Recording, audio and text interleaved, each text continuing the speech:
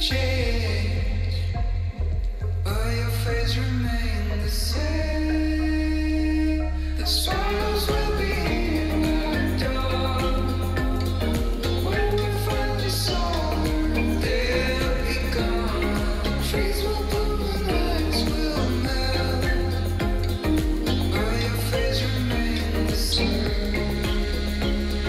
Sorrows will be here at dawn. When we finally soar, they'll be gone. Trees will bloom and ice will melt, but your face remains the same.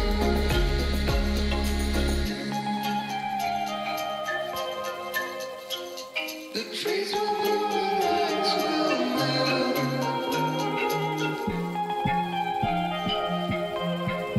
but your face remains the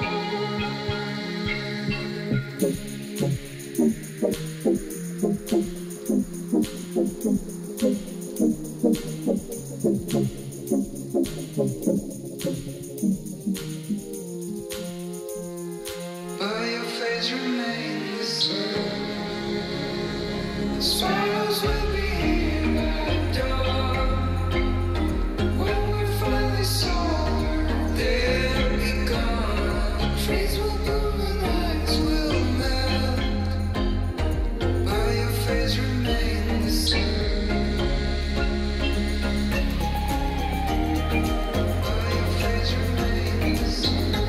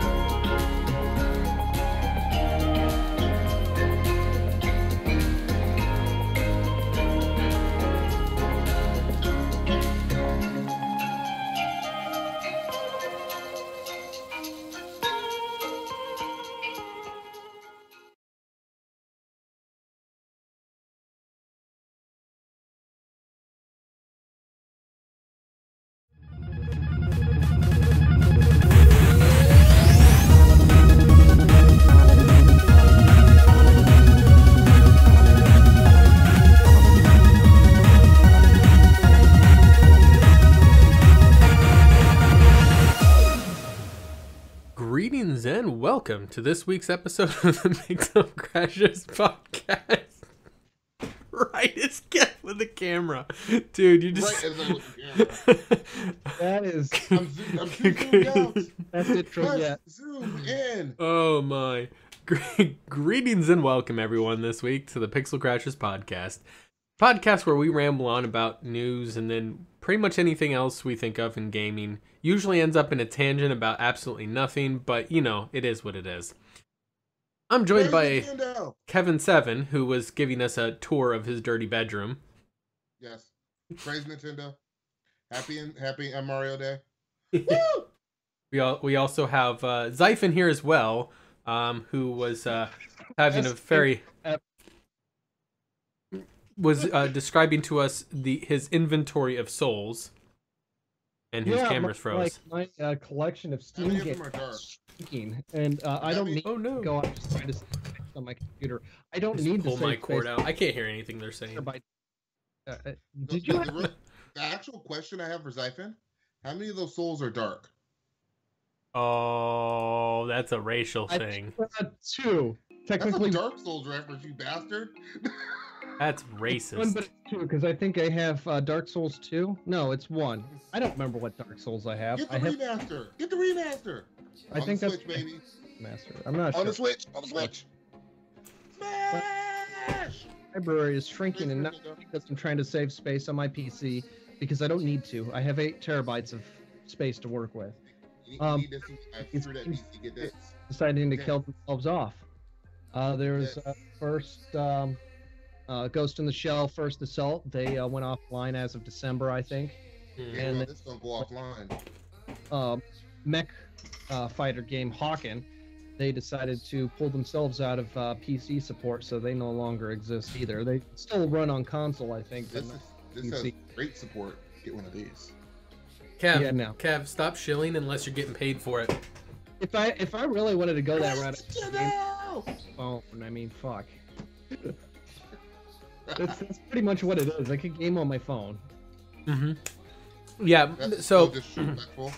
no, the one that really burned me, and this still to this day kind of hurts a little bit, was whenever Ghost Recon Phantoms went offline.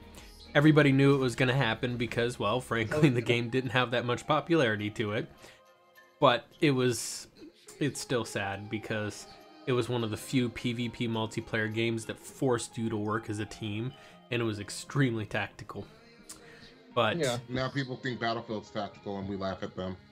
yeah, they think Battlefield, they think Overwatch. Which is a tactical shooter too, but that gets down to preference of variety and such like that. Because Siege has a like, even though they're both shooters, yes, one's third person, one's first person, but that's not really the most. That is just by appearance the differences of the game.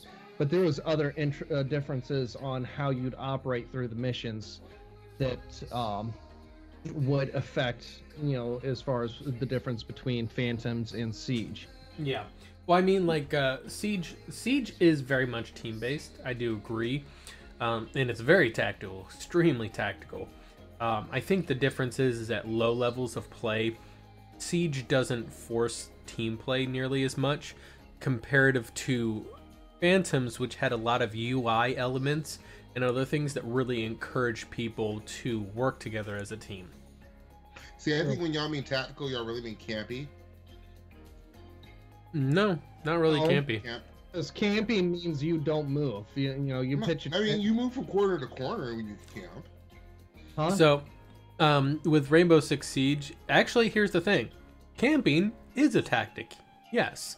So, but when it tactic, I don't like campers. not all tactics are camping though. Like we were just doing earlier, of like breach and clear moves, where essentially we move into a room, we aim at the corners, we sweep through either side of the room, and then we move on to the next room. We're not camping, we're constantly moving through each room because we're on the offense. We can't camp. You cannot camp on the offense. So Fair enough. but if you're on defense, like the hostage fucking protection one, hate those so much. Yeah, that is literally just camping. Same with the bomb defusal or whatever. Those are literally camping. That is the entire purpose of the mission. If we have 3 people in there, Kev, please stop with the product placement. You're not getting paid for it. Anyway, I don't work for free, man. I don't. Fuck that. Why would you work for free? Kev doesn't like money, by the way. Kev doesn't like money. This is exactly it. But He is out there like Chappelle saying, "I'm rich, bitch." He's like, "I'm poor, bitch." I am poor. I'm poor. and the reason why is because he's fucking given free advertisement to corporations. That's why. I'm poor. But in any case, though, literally there are defensive situations where you are quite literally camping. If we have 3 people or more in there, I could totally see a scenario where a third person may not be as camping as much as they are roaming, which is kind of the opposite on there. But you always need anchors on defense that are going to be camping, and that's fine. That's the tactic. That's how it works. Yeah, but it's still tactical. Huh? Xaiphen's pointing to himself. I'm just glad that he admits that he's camping. Hey, Yeah. even in fucking, I would camp in Call of Duty. What the fuck? Depending on the map. See, you're the worst kind of camper. Yeah. You're No, the one that I do there'd be some where I would roam and I would run around, but there would be some situations where I would camp. Yeah, Can't so let just anybody do it. figure out what you're doing. In that really insanely tactical Call of Duty. Oh, sorry, I got something stuck in my throat. It's like I was talking bullshit for a minute. You throw the flashbang, you hit him with the shotty, get him with that nice boomstick, go right up to their face, and then just hit B over and over again. When Right multiplayer over their face. system, cheap moves. People consider screen watching cheap moves, but here's the thing: is these cheap moves depend on skill. Like screen watching one other screen That's a little bit. It's a fairly manageable, easy cheat move. Screen watching 15 other screens, that takes skill. That takes more skill than not screen watching. Hey, just be Screen careful. watching. Don't say the Like, magic you're watching their words. screen and waiting in the corner where they can't see you. Yeah, You're walking the room. When you're all in the same system. When When I see your name pop up on somebody else's screen and pull a crazy Ivan. So in any case, You're though, aware of your crazy Ivan? Crazy Ivan is a really the guy's not crazy. That's fake news. Hashtag fake news. He's done nothing wrong. He did not I thought poison. it was just a crazy new sex position. He did not release a nerve agent in England and poison a Russian double agent. He did Well, not do that. But traitors need to be taught a lesson. By the way, I now that need to that know was like an who- interview with this Russian hitman who was pretty much like, the guy was old. Maybe he had a heart attack. You know, he had a heart attack. His daughter, who was much younger, had a heart attack. The cop that found him also had a heart attack, and 3 other people that were in the general vicinity also had a heart attack. You know, this is what happens to traitors that flee Russia and go to England. And I'm like, Right. what the fuck, I'm dude? confused now Really? Because I thought that Crazy Ivan was something that this chick asked me to do back in the day, and I was convinced we were doing something special. Well, here's the thing about Crazy Ivan is a submarine maneuver, but yeah. Mill blows things out of proportion. It's not really Crazy Ivan. It's just Weird Ivan. Weird Ivan. I'll go for Weird Ivan. He's creepy Uncle I Ivan. still want to know why she asked me to do a Crazy Ivan, because something about that is not crazy. So here's the thing. Crazy Ivan, the definition of Crazy Ivan all depends on where you're looking it up. If you're looking it up on a historical website, then it'll tell you about the submarine maneuver. However, if you look it up on Pornhub, I look up all things. yeah, if you, like where Kev looks up everything, if you look it up on Pornhub, Crazy Ivan's gonna be an entirely different thing. And if Much it's different. Fox News, it's yet an entirely She different. got hot and heavy and said, "Give me a Crazy Ivan, Kev." Okay. Now I'm learning that I shouldn't give her another Crazy Ivan. Yeah, you really shouldn't know. But She so stopped me for 3 years afterwards. So and that's how kids come into being. Right before you tap it, everybody. But so in any case, Kev, so there's been a lot of fun with the Nintendo Switch, your new fangirl crush of late. So what's this I'm hearing about the Switch being so popular and so amazing that it's on course to outsell the Xbox? Well, I mean, I just kind of feel bad for Xbox owners. That's all that really comes down to. Because we're at a point now where the Switch is going to, and this is what analysts are saying, it's going to outsell the Xbox One's lifetime sales by the end of 2018. Now, I didn't say this. This isn't my thing. Kev said it. I only said we should report it because Switch game. And because the Switch is awesome, etc., glorious, all that good shit. Don't be mad at me, Xbox fanboys. Be mad at yourselves for not supporting your system that you say is the greatest, and then you don't buy games for it. So here's the thing, is that the Xbox isn't selling well because they had a really poor initial offering, right? And that they screwed themselves and they're still paying for it. That the moral of the story is you need to have a strong...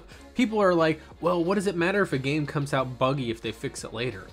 The Xbox is the example I point to, is if you don't get off on the right foot with consumers, you will get burned. And that's most games never make it back. Like, people will make the the exception. Oh, but for example, we're talking about Rainbow Six Siege.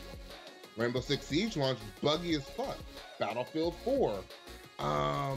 There's some other games too that just go on top of my head. Those I think are like some of the two worst in recent history. They had to fight like hell and really strongly push to really get they had to really push in order to get themselves back up to where they're in a popular space. So that's the that's really what it's about, is that if you release with a bad product, you are fighting an uphill battle in order to really get yourself back up to where you're in the popular space.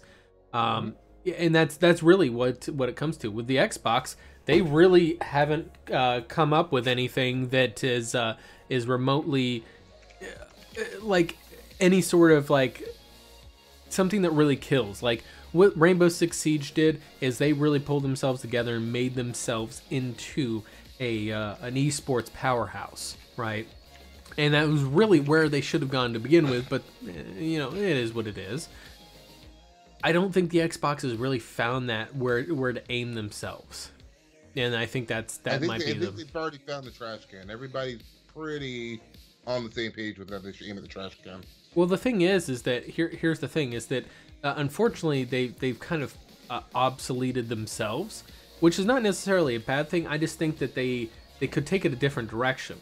So since they did the policy where all Xbox games release on Windows now. That's cool. That's great. You're on the right track.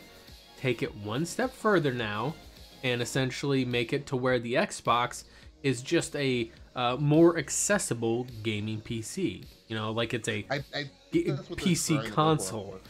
You know, and that's really what if they aimed that route and went there, I feel like that they would probably have a much easier time not worrying about the sales of Xbox, because then.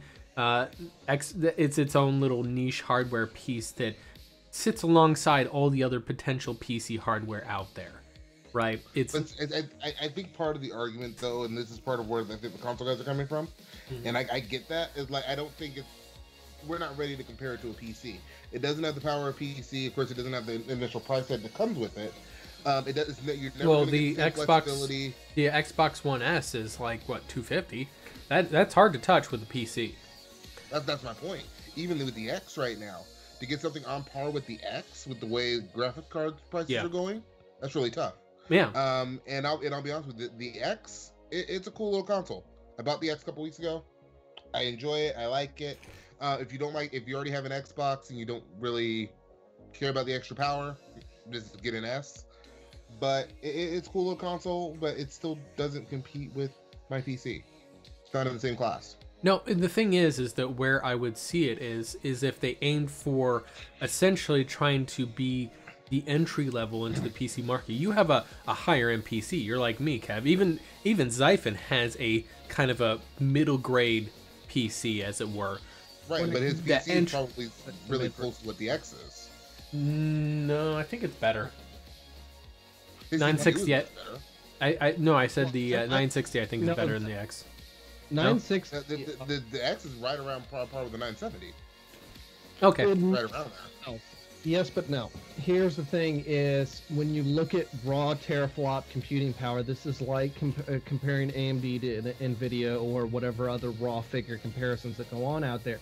It doesn't really stack up right. When you actually go with what it can do as far as the games it has to work with versus PC, PC is 100% cleaner, aside from running into a poorly optimized game. Even some of the worst PC hardware out there still exceeds console with very few overlapping exceptions. Well, you have to actually have pretty shitty PC hardware. Well, to be beat out by the PS4 Pro or the Xbox One X. Well, here's the big kicker on there, and this is kind of where I was going to go with that. Is that so the graphics card may have on paper performance on par with the 970. I debate that because teraflops is not the only measurement of performance of a graphics card. It's the measurement of bandwidth. Yeah. Well, and the thing is that bandwidth, not even how much bandwidth you're using. What is it? How much? How many? What's the GRAM at? Does it have like 12 gig? That's 12 gigs of RAM, but I believe that's shared system RAM. So is it still using DDR3 shared RAM for all of it? I believe it's on DDR5 now. No. GDDR5? I don't know. Well, the thing is if that is the case, cool. I couldn't remember offhand if it is using GDDR5. By the way, you're gonna have to make sure to specify that G soon, because DDR5 will be coming soon, and that's going to be not GDDR5. Xbox One. I'm just looking up the one for the X Yeah. right now. Well, you look that up. I'll keep talking. So here's the thing: is that the other piece on there is the CPU is shit in the Xbox One X, They've got the same CPU. That's my one and, thing. and that does have an effect on overall performance It was never a capabilities. great CPU to begin with. Yeah, it was pretty poor to Yeah, begin with. 12 It depends on your gigabytes of game. DDR5. And it has So it good- is using GDDR5. Yes, but with that CPU, that's still going to hamstring it. It's not going to get that potential bandwidth. Well, here's the There's show problem. 326 gigabytes of bandwidth per second. You're not hitting that on the X. Well, no, You're not here's the getting thing. anywhere It's close to the bottleneck is not so much in the bandwidth. The bottleneck is going to be in the latency. And here's the reason why a normal computer system has your DDR3, DDR4 RAM, and then your GDDR5 memory for graphics. The reason why is DDR3 or 4 is ultra low latency, but it's more narrow bandwidth. It's essentially like a 2-lane road that has a really high speed limit to it. Whereas As opposed to having GDDR5 5 lanes, but 30 miles an hour. exactly, and that's what GDDR5 is. It's a lot of lanes, a lot of bandwidth, but it's got a lot higher latency to it.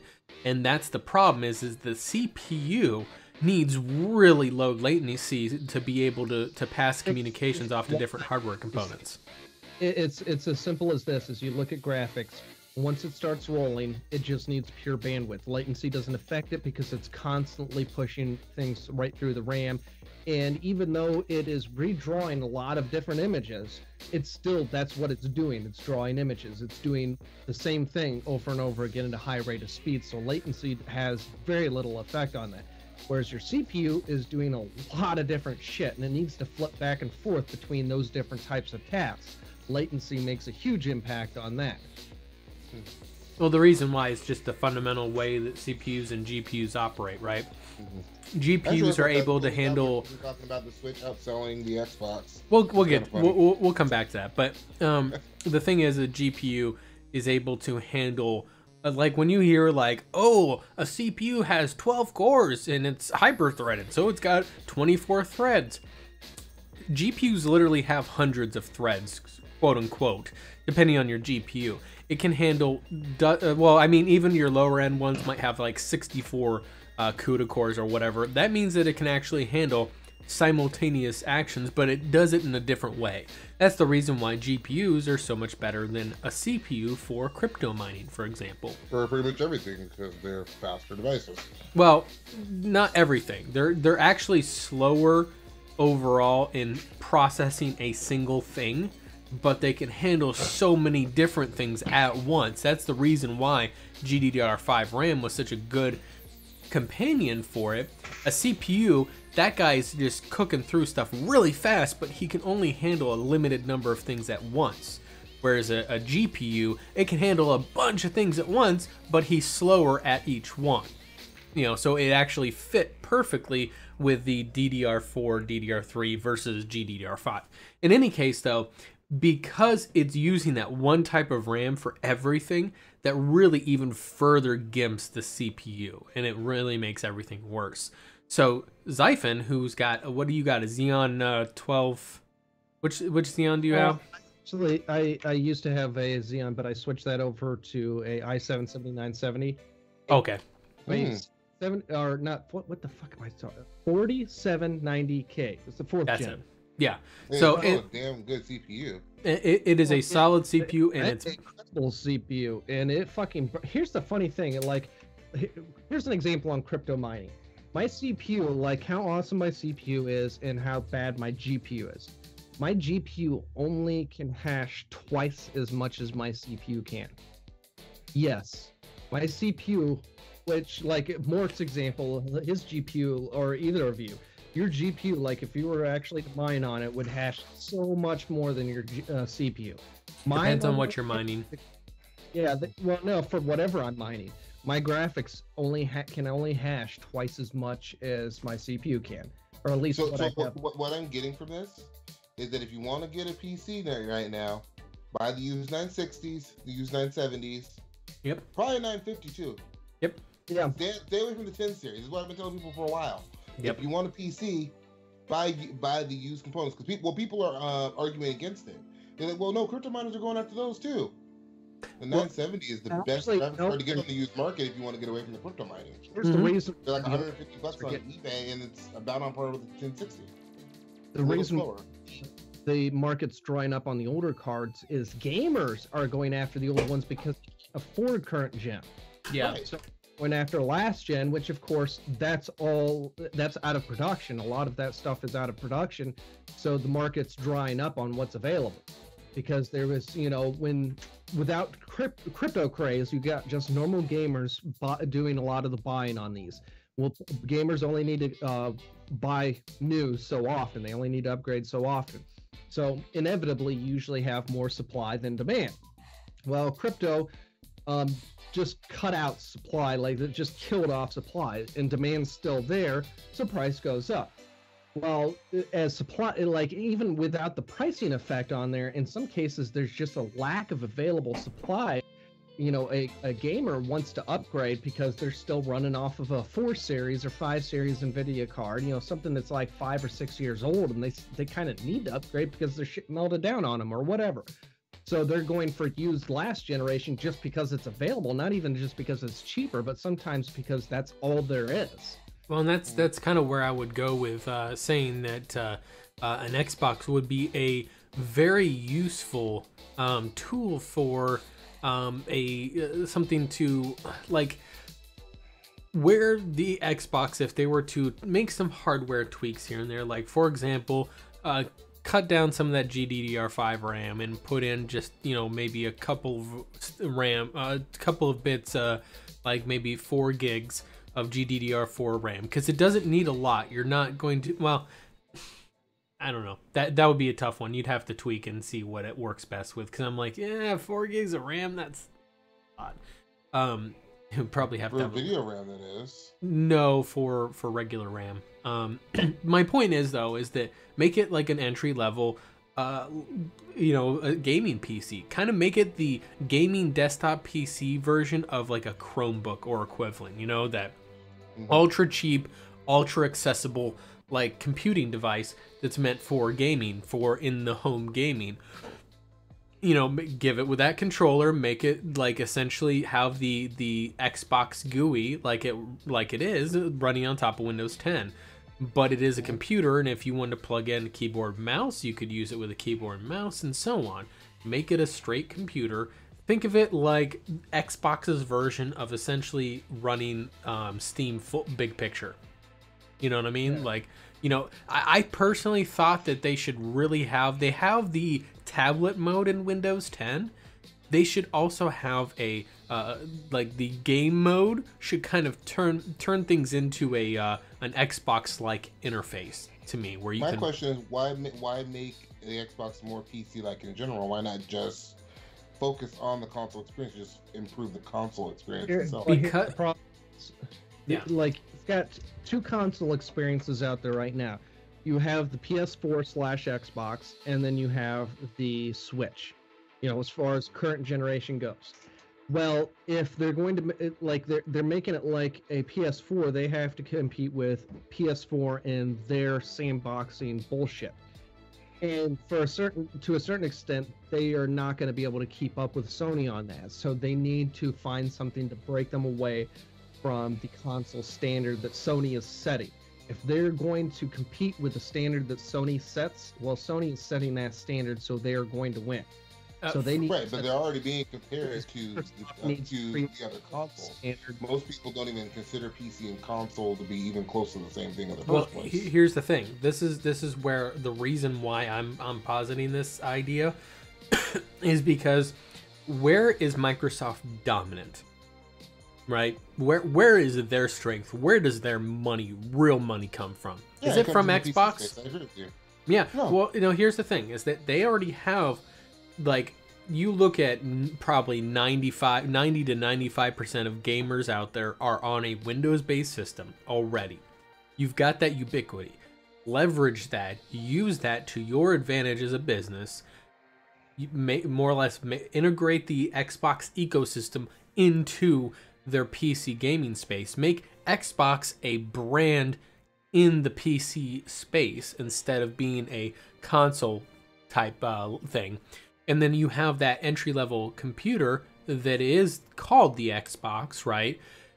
And then the reason why is because that allows you to open up those people buying that entry-level computer, instead of being locked to the very small library that the Xbox or the PlayStation have. Either one of them have a library that's a fraction of the size of what the PC has. Now, that's not to say that necessarily that the percentage of that library is high quality versus, say, like the PlayStation. If you were to compare the smaller amount of games that the PS4 has and the amount of them that are higher quality games versus PC, oh yeah, you're gonna find, like, of the hundreds of thousands of games on PC, maybe 30% of them are high quality, right? Whereas the hundreds of games that are on PlayStation 4, maybe 60% of them are high quality. You know what I'm saying? But you still get that wider library. You know, even with 30% of them being high quality, that 30% is still tons more games than PlayStation or Xbox has. That also opens up access to PC exclusives. Yes. I don't, and that's the thing. It's like when I'm saying PC exclusives, when I say exclusives for referencing PC, I don't mean it in the Sony way, where Sony is just locking their shit out from anywhere else. Usually, if something is a PC exclusive, that's because it just doesn't work on console. Equipment is not good enough, like Eve. Yeah. Even the classic is the example, a PC exclusive example that I think of when I say the term PC exclusive. It's not that the makers of Eve want to lock it into PC. It's nothing else is good enough. Yeah. Well, it's not just that. It's the fact of, like, say, input. A lot of your RTS, Grand Strategy, those sort of games rely on mouse keyboard just because there's not enough inputs on a controller. You have exceptions to that, like Command & Conquer did pretty well with an Xbox controller. But obviously EA took them, bent them over a railing, and raped them until they died, so... We'll get into the fuck EA here in a little bit, but... We're almost there! We're almost there. We'll get to that one. I hear what you guys are saying, and I'm not even saying that they're bad arguments. I guess what I'm saying is how are these arguments necessarily appealing to the people in the console space, the people who really give two fucks less about where the PC problem, let's be honest. Where the problem is, and this is the issue, is that you need to rewrite that cultural misconception. They have a PR problem right now. Rewrite that console misconception of PCs aren't for gaming, or PCs are too expensive, or etc. Xbox has the PR punch to be able to rewrite that kind of that misconception. And when you're talking about, like, how does that help the people in the console space, they need to correct that, where it's not people in the console space, they're just gamers. I don't care if you have a PlayStation, you have a Switch, you have your fucking smartphone. You're a gamer. Stop playing platforms, Kev. No. I'm not saying it to play platforms. I'm saying it in the sense, like, there are people who just only play a console. They're not even slightly interested in and you could make it, like I said, like Steam Big Picture, you can make it like a console. Sorry, I'll get out Sean's way. I keep running over him. And the thing is, like, they have the they're in the position. They have the viewership. They have the potential to change the game, to change reference, to change people's opinions. They've got to not fuck it up. Because they were kind of like, they did a half step and then they balked, and that screwed them on the Xbox One release, where they were trying to push the Xbox One release as not just a console. But they didn't push it hard. It's like, this is a console, but it can do lots of other things. And that's as far as they really went with it, and it just shot themselves in the foot. Well, that's because they kind of fucked that up, too, because they were, instead of telling people, hey, this is a console first, and you can also do this other cool shit, they say, hey, well, you can do all this other cool shit. Oh, yeah, it plays games, too. Well, that's my point, is they need to change. They need to get aggressive and change their marketing, instead of saying, oh, here, our new console can also do other stuff. It's like, this new device, this isn't a console. It can act like a console if you want it to, but it is so much more than that, and they need to get aggressive with the marketing right off the bat, not bulk and not trip over themselves. I think that's what they tried to do with the Xbox One. I don't think they're going to go back No. to that. What the thing is that It's like add all that flash shit, dude. Like that flash shit is dope. I'm not knocking that shit. I'm saying they still need to remember what appeals to the console market. And I agree. I honestly feel like when you compare it to a PC, when you make it like a PC, when you tell, hey, it's PC this, PC that. I've had conversations with PC dudes trying to make the same arguments. Or console dudes, trying to make the same arguments. It scares the hell out of them. They back off. They say, oh, well, I don't want that. I want a console. Period. And you're right, it's a mindset. Yeah. And when you tell them the same things, and here's what we're presenting, that mindset's going to kick back in, and they're going to do just like what they did to the Xbox One initially. Say, fuck this, I'm buying a PlayStation because I don't want a PC. So here's the first problem with what they did with the Xbox One at launch. They more or less said, they more or less were the like, Xbox One potential buyers the finger and said just get a 360. well, there was that too, but no, the at the initial announcement they were like, oh, look at all the stuff it can do with sports. In sports and watching sports and your TV and all that. And that was at probably one of the higher points of people getting kind of tired of cable companies and not really wanting to be involved with cable companies. And so Xbox is like, hey, this does all this cool shit with cable companies, and gamers are like, we don't fucking care. Like it's like your market does not care about those features. Which here's the thing. Is that I don't think that they should be aggressive in how they market it, but I don't think it should be a, hey, this does all of these things. Essentially, like I said, like a Steam Big Picture, like what was it, the Alienware Alpha, right? Launches by default at startup, it launches Steam Big Picture. You have a console-esque UI, people can browse through with a controller from their couch. The form factor of the device is very console-like in its appearance. It fits in your TV stand and all that stuff. Just small little box there. You use a controller with it. You browse through a UI with a controller. You don't necessarily have to use a mouse and keyboard. You can, but you don't have to. That's what I'm talking about. Is you are more or less saying this is a PC console. It is a PC. Yep. But it's a console. Marketing is rebranding the name. Like instead of saying this is a console or a PC, start off labeling it as a console PC or PC console, whatever. Have both the fuckers in the name so that people know right off the bat that it is both. Mm-hmm. I think you're still going to scare the console audience. Or well, if they use it, you get to that confusing space too, because you look at like the Steam machines or the Alienware Alpha, and there are debates because people just don't really understand the tech. Is it a console? Is it a PC? It's just a small PC. Oh well, I don't want. No, the thing is the reason why that never took off is because it was never marketed, or the marketing of it was shit. It wasn't marketed well. But I'm saying people were still confused by it too. Well, that's because it was marketed badly. That's what I'm saying. Valve is horrible at marketing. If you're looking at Valve as a bad example, Valve is a bad example at marketing. Well, that's I use the Alpha too. Because the Alpha was Alienware's thing, and they didn't market it well either. Yes, and they tried to market it as a console. Yes and no. Here's the thing about the Alpha, Kev, is it started off, its roots were to be a Steam machine. And when Dell was... they delayed it another year, they put out the Windows 10 version, and then they had the Steam OS version when they were other Steam machines. What happened with that is, as Dell was trying to work with Valve on support of that, Dell was ready faster than Valve was, and they wanted to start getting sales out there, so they changed what they were going with. Instead of relying on Steam OS, they went to Windows and created a UI that was similar to Steam OS in its entirety, just to get something out there because Valve was taking their too fucking long for them.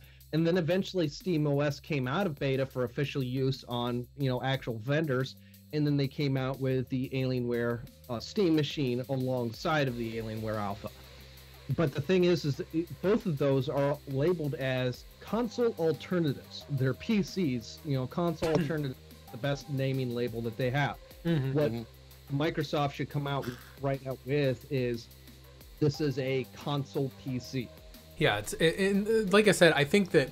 But I think this question still comes back to who does that appeal to besides possibly the PC audience. No, the thing is that here's Right? Does that alienate your actual already in Xbox install no, base? because the Yes. thing is what the if you do work the marketing right, you try to retain your current Xbox crowd with the same ease of use, the same experience that they've been doing already.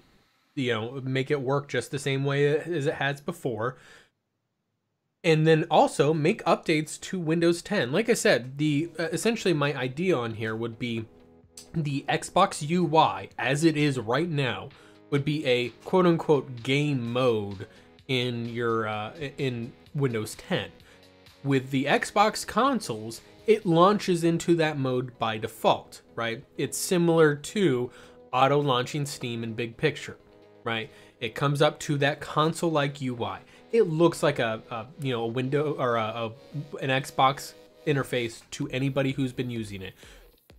All your current Xbox players will be right at home. You're not alienating them with something new. The catch is, and where this is where it kind of gets in there, and you say, oh, but by the way, you also have the ability to do this and have access to the hundreds of thousands of other PC titles. And I think that is where you keep the current with including having UWP launchers like for Origin, Uplay, and Steam. If they make UWP versions of that, you won't even have to break out of their console or their game mode. You could run it in the game the whole time and still get full access to the standardized PC games. Most people don't realize this, but there's actually a UWP conversion tool that Microsoft makes that essentially you could kind of see it like opening your application in a browser of sorts. You're not actually developing a new application. You just convert it, you put it into this converter, and it will make it into a solo container for itself. So it's kind of like, I don't know the right way to put it. Like I said, it's like a lot of iOS applications you use on an iPhone aren't actually the full applications. They just are a browser that browses you to the mobile version of that website. It's kind of like that concept where you're not making a new application, you are just putting your current application in the UWP window, and that could work like a too. wrapper. Yeah, exactly. Like a wrapper. And you could do that with Steam and Uplay and Origin and all those other guys on there as well.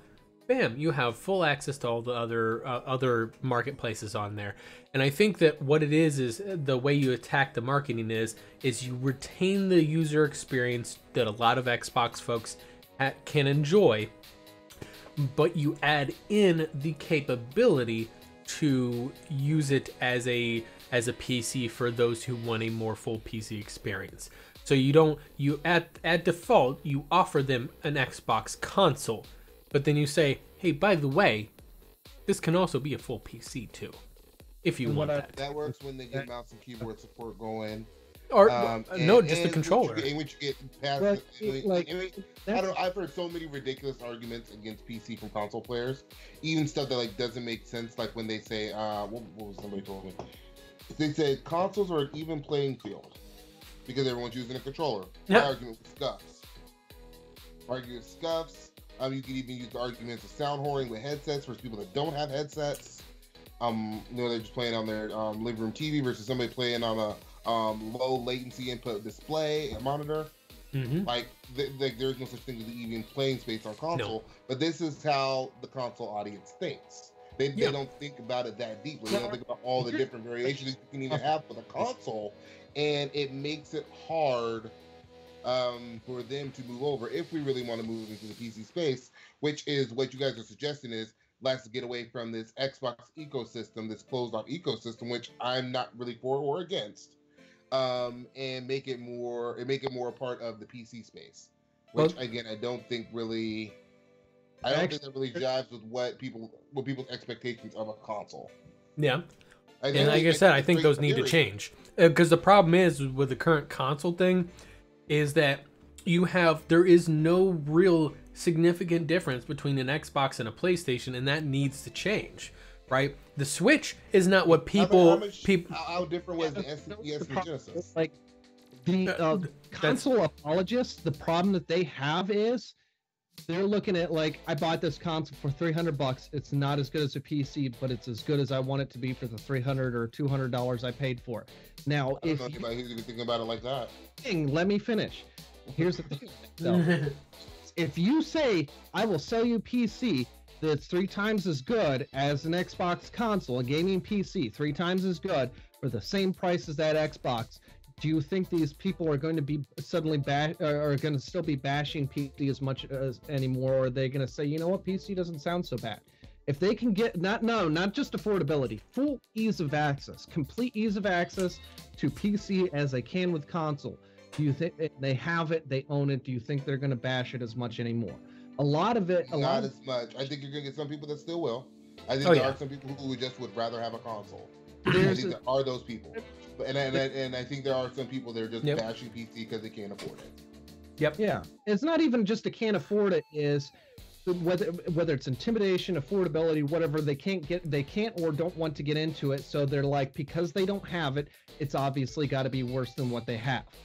And, there are lots of people out there like that. That's actually very natural mental condition. Do is give people who don't have that, is like they give the accessibility of PC to console players that would probably jump on it if that had that level of accessibility. And when I say, as I said, accessibility is not just price, but also the ease of integration into their home, the ease of setup, the plug and play, hook it up to your TV. You've got a controller, you're ready to go. As opposed to PC, which, even if you buy a pre-built PC, still has some setup in your office. But yes, it does. Yeah. And then you have to go through, like, who wants to be in their office? They're in their office all day. At work, a lot of people, that's one thing they like about console. So integrating it into the living room with the TV is a big deal. I think we have to do some things with the Steam controller too, because while it works with mouse and keyboard as a replacement, I think the controller itself is intimidating to a lot of people. Even PC players, I think it's intimidating too. Oh no, absolutely it is. Yeah. And I think the Steam controller, honestly, I think what it is that it just needs to be there. It needs to, and what I mean that is that it is psychologically proven that repetition makes the heart grow fond, if you will. If you continue to show it to people and continue to have it present, people will acclimate and be more comfortable with it. Right now, it's this alien thing. It is not the controller they're used to. They are used to 2 setups, either a twin stick DualShock type setup or a twin stick Xbox type setup with the offset sticks. And those are the only 2 ways that their brains can function, right? Back in the day, Nintendo versus Sega, there was a significant difference to the way those controllers operated. One had shoulder buttons. And then you had the 3 buttons or the 6 buttons. Yeah, I look at the 6 buttons. I look at the 6 buttons because it's a more fair comparison. Where Super Nintendo had the 2 shoulder buttons plus 4 face buttons plus the control pad, start and select. Sega had 6 face buttons, control pad, start and select. Right. So it was a different. What I was getting at with the buttons, I'm talking about how the face buttons are. I feel like the Sega 6 button in particular was laid out more like a fight stick. Yeah. But that was also aftermarket controller.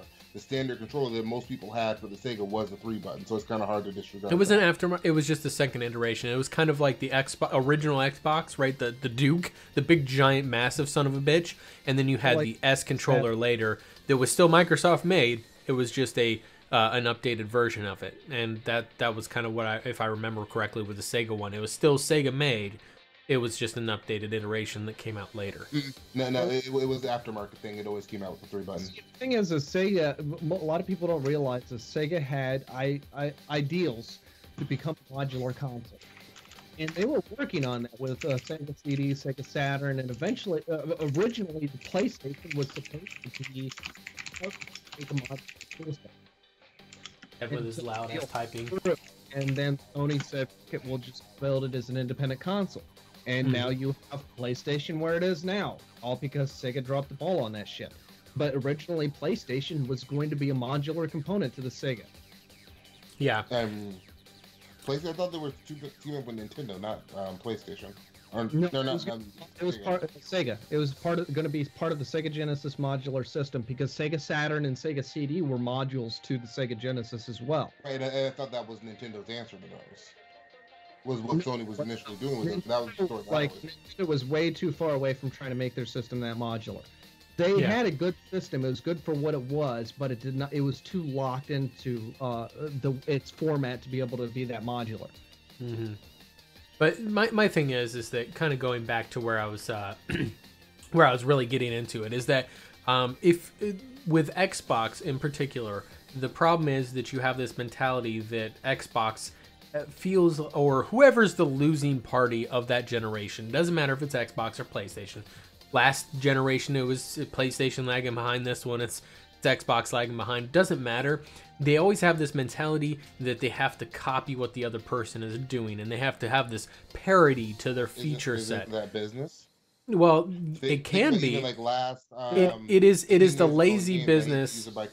It is lazy. It is lazy. Phones do it. TVs do it. Cars do it. And the thing is that that's where I appreciate Nintendo. Nintendo for the past several generations has been like, you guys do whatever. We're going to go do our own thing.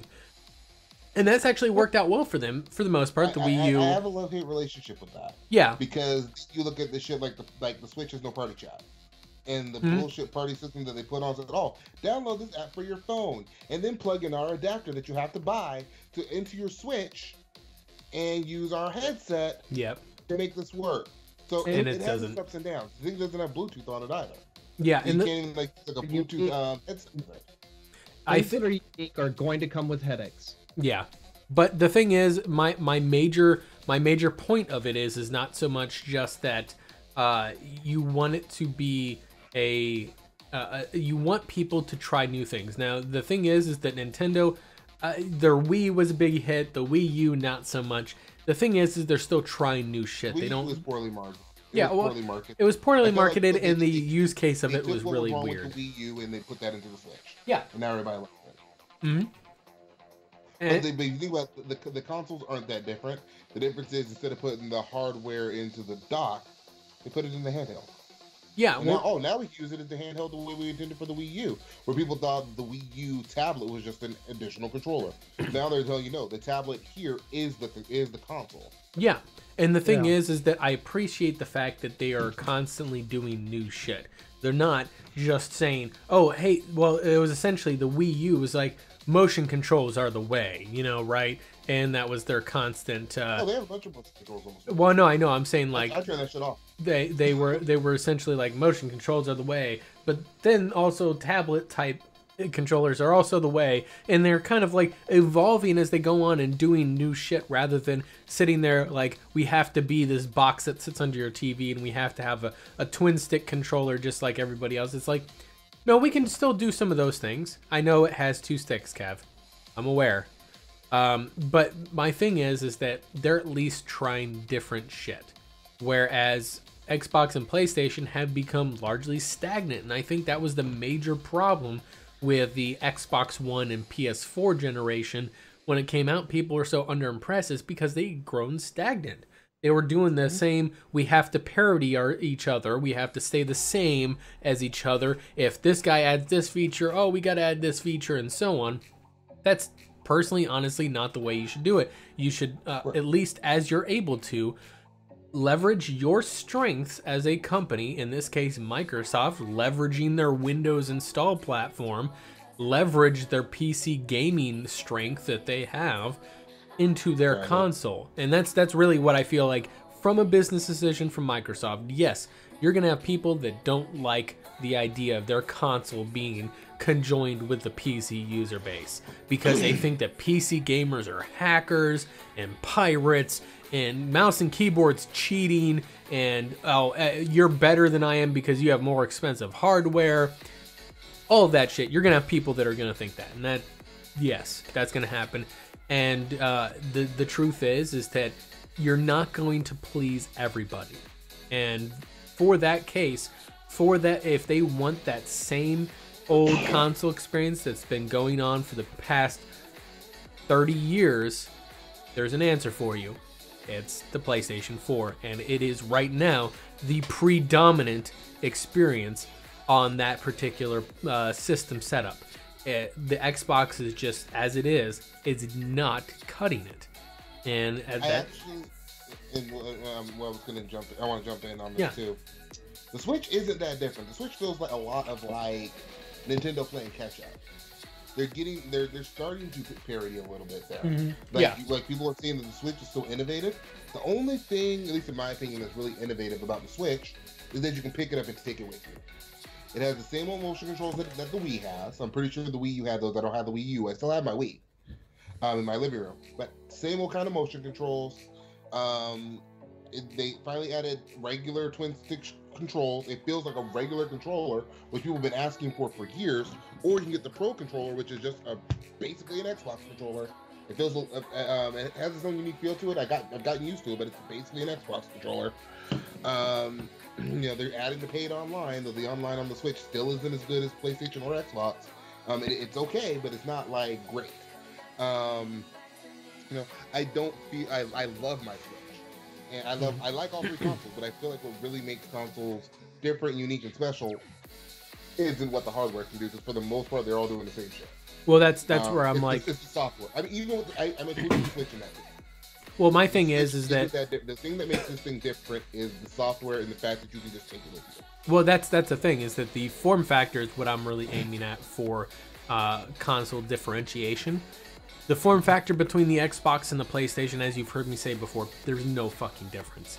Oh, this guy can get a couple more frames than that guy. Now, there is a little bit larger difference between the Xbox One X and the PS4 Pro. They did definitely separate a little bit more there, but honestly, I can't tell the difference. Like, that's the thing, is that when I play them, I can't tell the difference. Yeah, and I can totally see that. That's my thing, is that the separation of the actual form factor, I think, is where the problem is. Whereas the PlayStation, they seem to have, at least for the most part, that kind of traditional console experience down pretty well, and it's supported by their excellent. They have a great first-party development setup with some really strong games.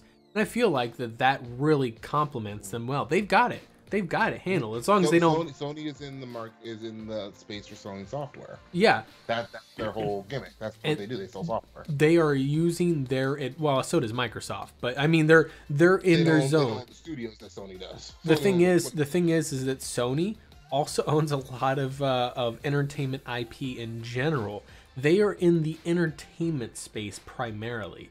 When you look at Sony Entertainment, like, what do you think of when you think of Sony? Yeah, you think of the PlayStation.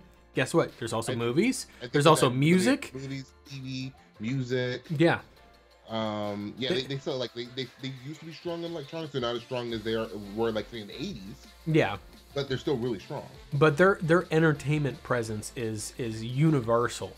If you are making something creative, unless it's like painting, chances are, there's going to be Sony involved. If you look at they have audio hardware, audio software for music production. They sold their audio software. Huh? They sold all that off about a year ago to Magix. Oh shit. Okay, never mind then. I just caught it because they sold Vegas. No way. Oh, that was kind of. They sold them a year ago. That was okay. They sold all. You remember all the flash shit they got from Sonic Foundry? But I was an acid fanboy, dude. But that was my shit. But in any case, they still have their actual record company. They're one of the biggest in the world. I would forget about their record company, Movies. Yep. Huge for Sony. Yeah, Sony is huge in the movie space. What I'm saying though there is that them in the entertainment space, they are going to be very good at their entertainment portfolio because they have a lot to leverage there. As a result, that's going to be playing to their strengths, and I feel like that Microsoft has been doing a very poor job of, instead of playing to their strengths as a company and what that they can leverage into Xbox, instead they've been just trying to compete head to head with Sony in Sony's own turf. As Xaiphen said, they're Sony setting the standard, and they're just playing in Sony's stadium. It's like, it's Sony's rules, it's Sony's house, and Microsoft is trying to be as good as Sony. You can't. I think they tried to do that. I'm sorry, cutting you off again. No. I get what you're saying, and I don't think they're trying. I think Phil Spencer's trying to change that. I see Phil Spencer doing a lot of shit that you guys were already talking about. Yeah, They're and trying to make the Xbox ecosystem more friendly like a PC. I think they're trying to blend the ecosystems together. I I think just they don't are. think. I think where we disagree strongly is where I don't think you should market it like a P. Like, hey, you're going to be a PC. You're going to be over here like a PC. I don't think that's gonna go over well with the console audience. And the Wait. thing is, I think that that's fine. And I think that, like I said, people who want Xbox to be another PlayStation are just essentially wanting to get a PlayStation. Let's be honest. They want. See, I've heard that. I've heard like adamant Xbox fans. They just want the console experience, but they don't necessarily want it on Sony. What they want is, for example, what the original Xbox was, what the 360 was, and to a small extent, what the Xbox One was initially going to be. Mm-hmm. But I do said, see them also trying to blend that space at the beginning of the generation. I think what they tried to do at launch, they've done most of that already. mm-hmm. It's just, they had to kind of slowly whittle it in there, get people into the idea, of say like digital games. That was a big one. That was a big one that pissed people off. That wasn't You my. had to ease your way into that. Well, Microsoft. Here's the thing: is that Microsoft wasn't the driver behind the digital games thing. It was all the publishers. Since 2010, publishers have been moving towards digital distribution a lot more, and Microsoft was just kind of feeling that push, and they were like, okay, so we're gonna make this very capable to handle digital things, and they tripped and fell on their face in the delivery. It was so bad, and all that people heard was always online, digital DRM, all the worst shit you could possibly imagine.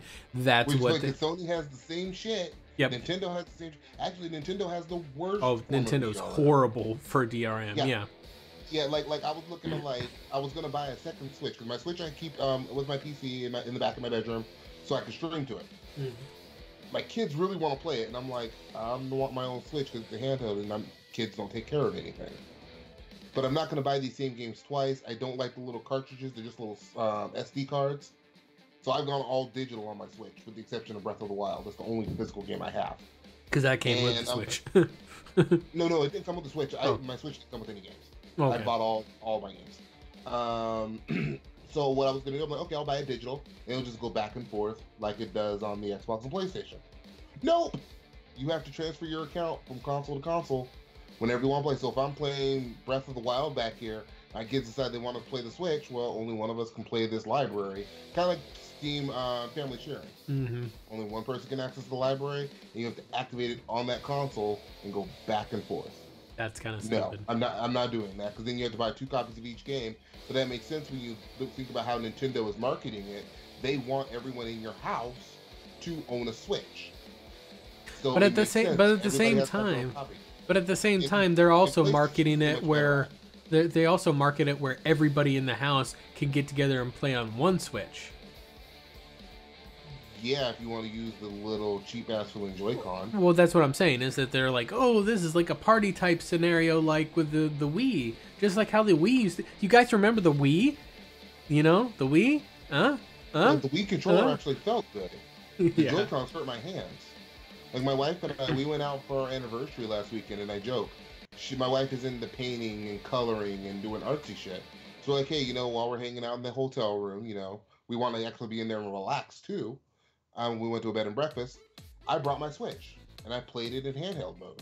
She brought, like I said, her coloring and painting shit, and she was doing her art. I was playing Mario, and that shit hurt my hands after like 20 minutes. Should have brought the Pro Controller. I did. I pulled it out of my bag, but I was really trying hard to play it in handheld mode. Yeah. But I think that we've kind of... We completely veered off of the fact that the Switch was going to dominate. I'm going to stop bringing up console stories like this, because it just ends up being a console versus PC thing. It's not... I'm not saying console versus PC. I'm actually trying to advocate destroying those borders. That's really what I'm about. I hate that it should not be console gamers versus PC gamers or Xbox versus PlayStation. It should be gamers versus greedy ass publishers and corporations that are trying to be lazy and milk people for money. That's my stance on it. But in the same token, we made the discussion became, let's make consoles into more like PCs. Well, and the reason why is because, from my viewpoint, that's because PCs are more consumer friendly.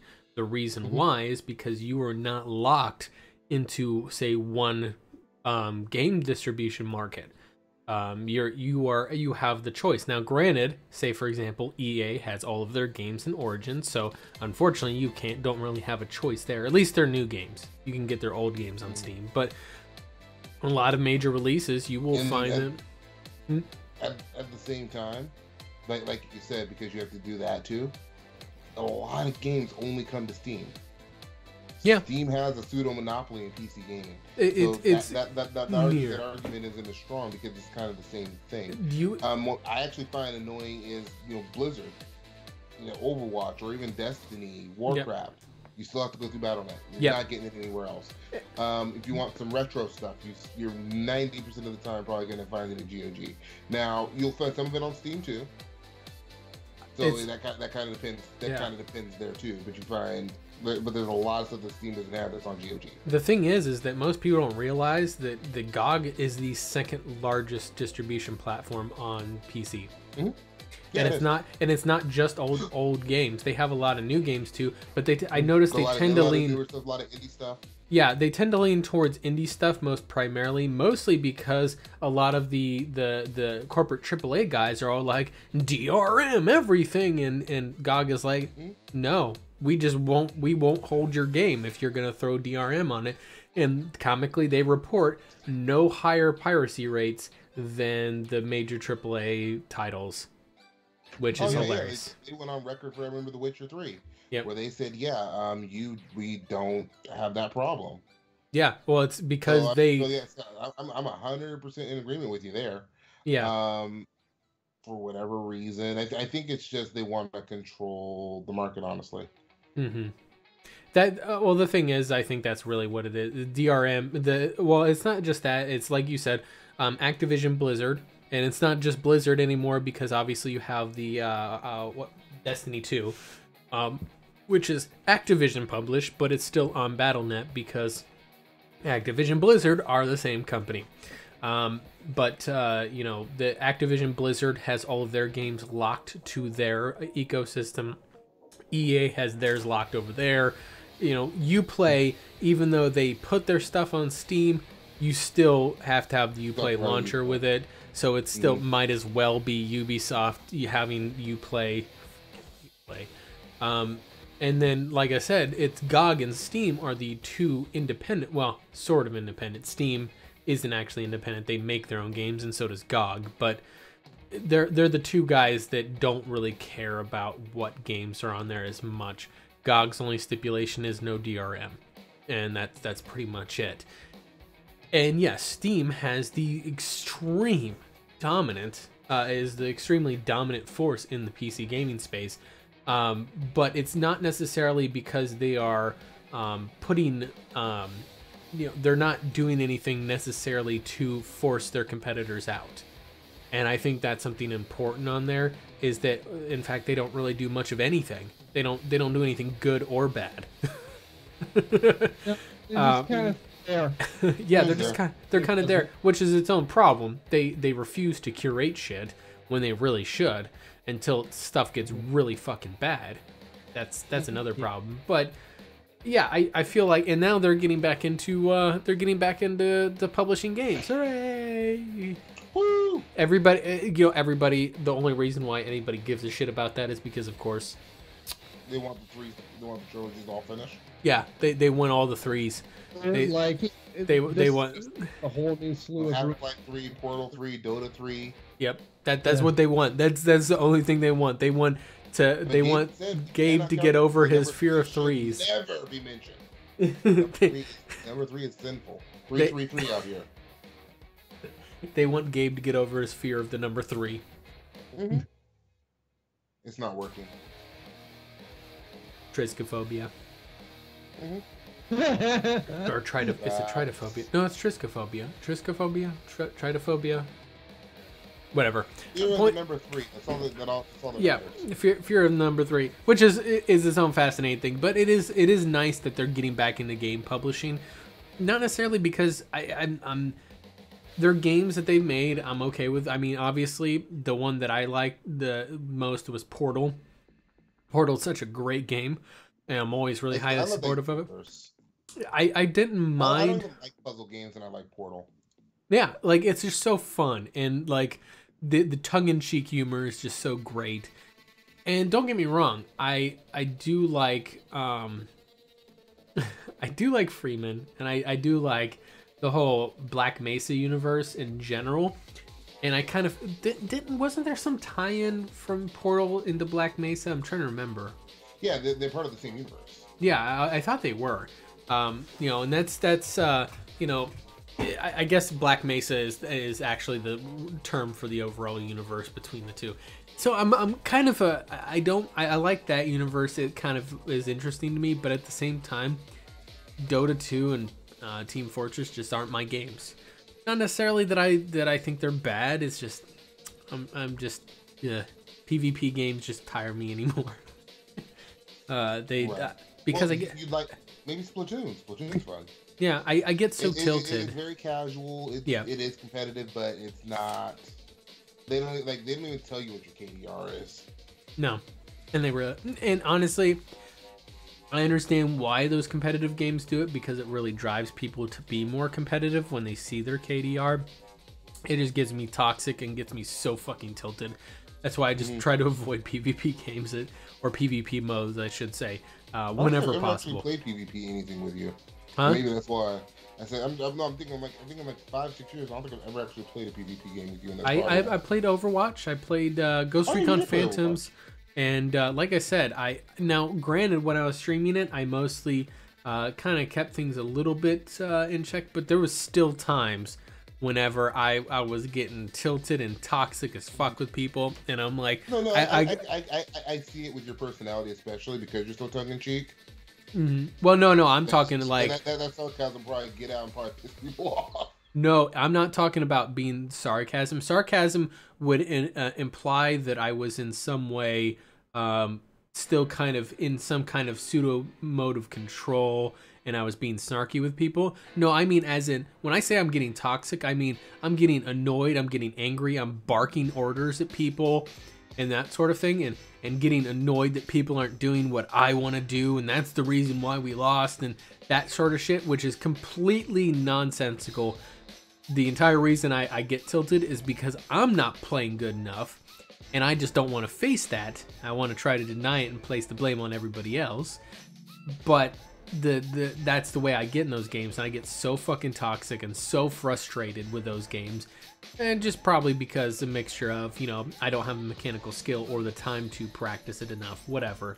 That's not really the point. The point is that I just tend to avoid those games now because they're just, I want to play games to have fun, relax, to you know, blow off some steam. I know a PvP game that we can get in on next weekend. Yeah. But if we can add a fourth, would be awesome. Tabletop Simulator. I thought we were talking about playing Siege next weekend. We're playing Siege next weekend. I'm just making a joke. We'll still have to get on the tabletop. But before we get way off topic, because we got off topic again. We've been off topic this whole episode. No, I actually brought up Steam and Gabe and all that stuff. That's actually one of our stories. Yeah. Yes, you did. But see, and I see what you did there, because I was bringing it up to praise Nintendo, because Gaben praised Nintendo, praise Gaben. Basically praise everyone but Xbox. Yeah, Xbox just needs to figure out what the fuck they're doing.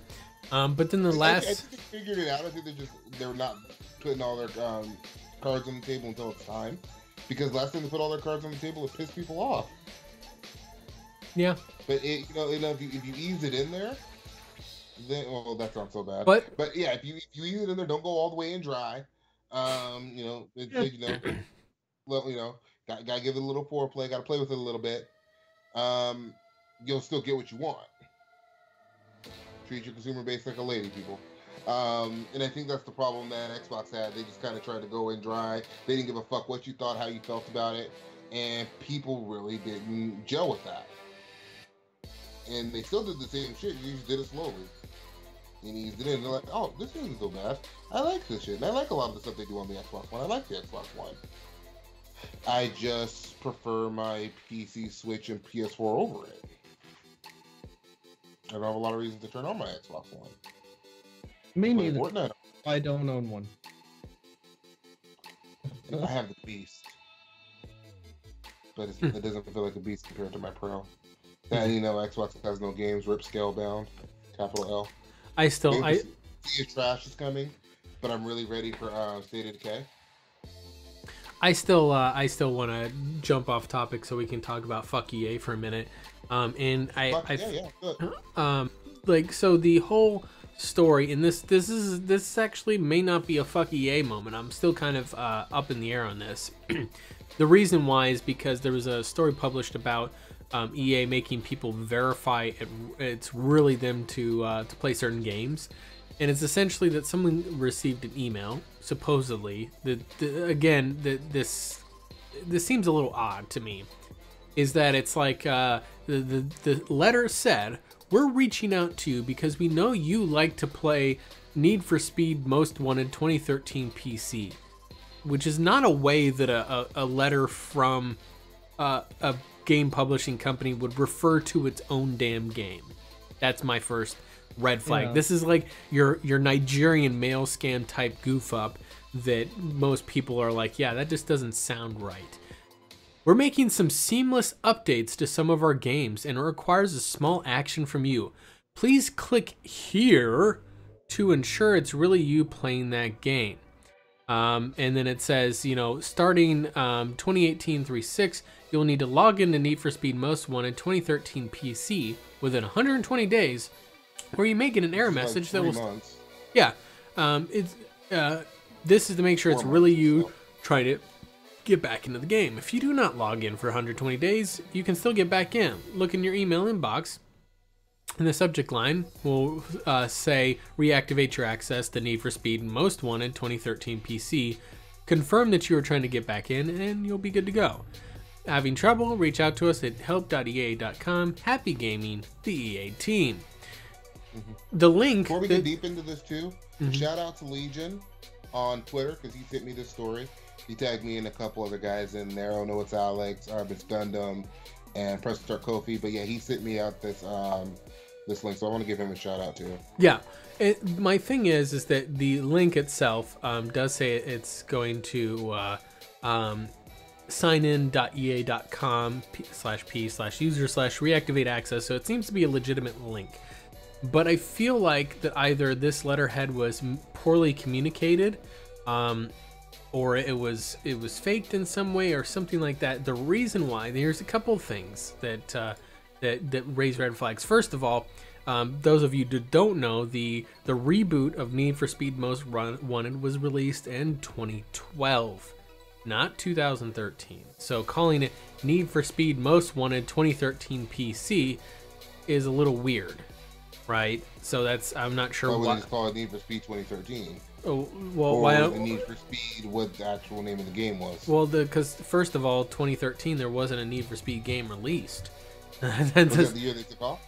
Yeah, I'm pretty certain they came back with 2014. They came back with what's the shit. That was Need for Speed, because that was the actual reboot. Yeah, that was the actual reboot. But yeah, so like I said, it is really weird the way that it's worded, and that's where I'm kind of like.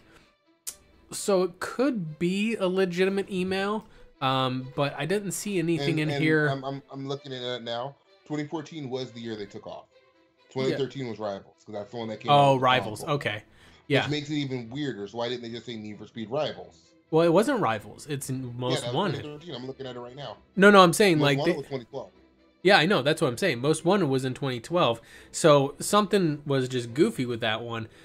But like I said, it's just very odd the way it's worded, and I kind of, so hating on EA is very easy. It's very easy just to say fuck EA, but at the same time, fuck you, Konami. And there's a lot of shit that you could say fuck EA for, like pretty much their Wilson style loot boxes that they put in FIFA Ultimate Team for the past decade, and now we're forcing into every other fucking game. Yeah, you can go fuck yourself with that. And I hope that Yeah, We're going dry to EA. I really hope that monetization bubble that you're building with those loot boxes collapses and sends you into bankruptcy. Go fuck yourselves. But with that said, Wait, hold on. Let's slow down for a second. If they go into bankruptcy, we lose BioWare. and you know what? Here's I'm out. so no. Here's the thing. So first of all, I would be okay if right now, this very second, every person at BioWare picked up their shit and walked out the fucking door and went and founded their own independent studio. Now, what would happen is they would lose their IP because their IP is owned by EA. So Mass Effect and Dragon Age and SOTOR and so on would, unfortunately, they would no longer be making that. Here's my thing, is that I'm okay with that because I think it's about time we got some fresh shit coming. Some great new ideas that are not built around EA's greed, which is more likely what Anthem is going to be. Unfortunately, I would love to see them come up with some fresh, cool ideas that's, you know, they're doing it because they're getting back to the roots of why they became a developer to begin with, right? Back in the day of Baldur's Gate and Knights of the Old Republic and Jade Empire and all that good shit. I'd be something too. When did EA acquire BioWare? Wasn't it about 10 years ago? It's a little over 10 years ago, yeah.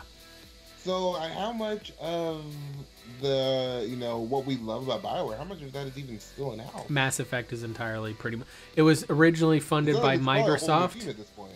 Huh? Microsoft didn't publish the original one. They published the original one, but 2 and 3 was EA, and then also Dragon Age. Because 3 felt all EA was all over it. Yeah, well, Dragon Age. EA's grubby hands all over Mass Effect 3. I don't feel that way about 2. Yeah, Dragon Age was also an EA creature. All three of them were EA. Yeah, all 3 of them were EA. Although, like I said, I feel like the first one they had the least amount of their myths involved, and then as the games went on, they probably got more and more involved with it. You especially felt it in 3. Yeah, but and then SOTOR, obviously they're big in that, and I don't think that BioWare has really been doing much else except for those 3 IPs. Honestly, I'm trying to remember if they've done something else. With EA, no. Yeah, like before EA, they had KOTOR, they had Baldur's Gate, they had Jade Empire, which were all kind of, they weren't necessarily so much as series as KOTOR ended up getting a sequel, but yeah. In any case, though, that was done by I can't think of the people that did Fallout New Vegas. Yeah, it was Obsidian. They're the ones that did KOTOR. It was Obsidian. My thing is, and this is really what it boils down to, is that I am of the opinion that that right now all of the major publishers could just go down in flames, and those developers don't magically disappear. All of that talent that makes the games we love. The developers or the publishers? The publishers. Okay, fuck the publishers. Don't do anything. Well, no, like the thing is if the publishers collapse, the studios that they also pay for would also collapse as a result. But those developers aren't magically going to disappear off the face of the earth. They still exist, and there's still a demand for the great games that they could offer us that aren't funded by AAA bullshit. And that's it's going to be something like Amy Hennig. Amy Hennig will always have a job in the games industry. Anytime she wants to, because she's just an amazing writer. Yeah, well, and there's a lot of them. They're like that. Drew Karpyshyn, by the way, recently left BioWare. Again, which to me, honestly, a lot of people are like sky is falling mentality. I'm like, no, I'm pretty certain that he came back for on a for hire basis, because he was pretty much like, yeah, I'm retiring from BioWare, and then they were like, please come back. We don't know how to write anything. And he was like, I'll help you guys with this one thing, and then I'm out of here. And I think that's where he was at. Maybe he wrote Anthem. No, that's what he's been working on, was Anthem, and then he departed now, which. Since it is getting closer to release, I'm assuming that he's probably done writing for the game. He may have been done writing a while ago. Maybe he helped him start scripting stuff for DLC for it already. Because the writing usually gets done pretty early on in the game. It's usually not being done. Yeah, most games you got to write it so that way they know kind of what to base everything else around. Exactly, and that's kind of where I'm like, yeah, usually the writing's like one of the first things done. You do like storyboards, and writing is like some of the first steps in the project process, and I feel like that he may have already helped him script out at least the DLC piece, because they're gonna be fucking DLC. You better believe that. It's EA, baby. Mhm. But anyway, back to this letter. As much as I like to say fuck EA And Konami. and Konami and Activision Blizzard, Ubisoft, all of them. Take-Two, can't neglect Take-Two in there. WB Interactive. I Warner still Brother. yeah. Well, that's why I said WB Interactive. No, I'm saying Warner Brother when it's made by Warner Brothers. Oh yeah.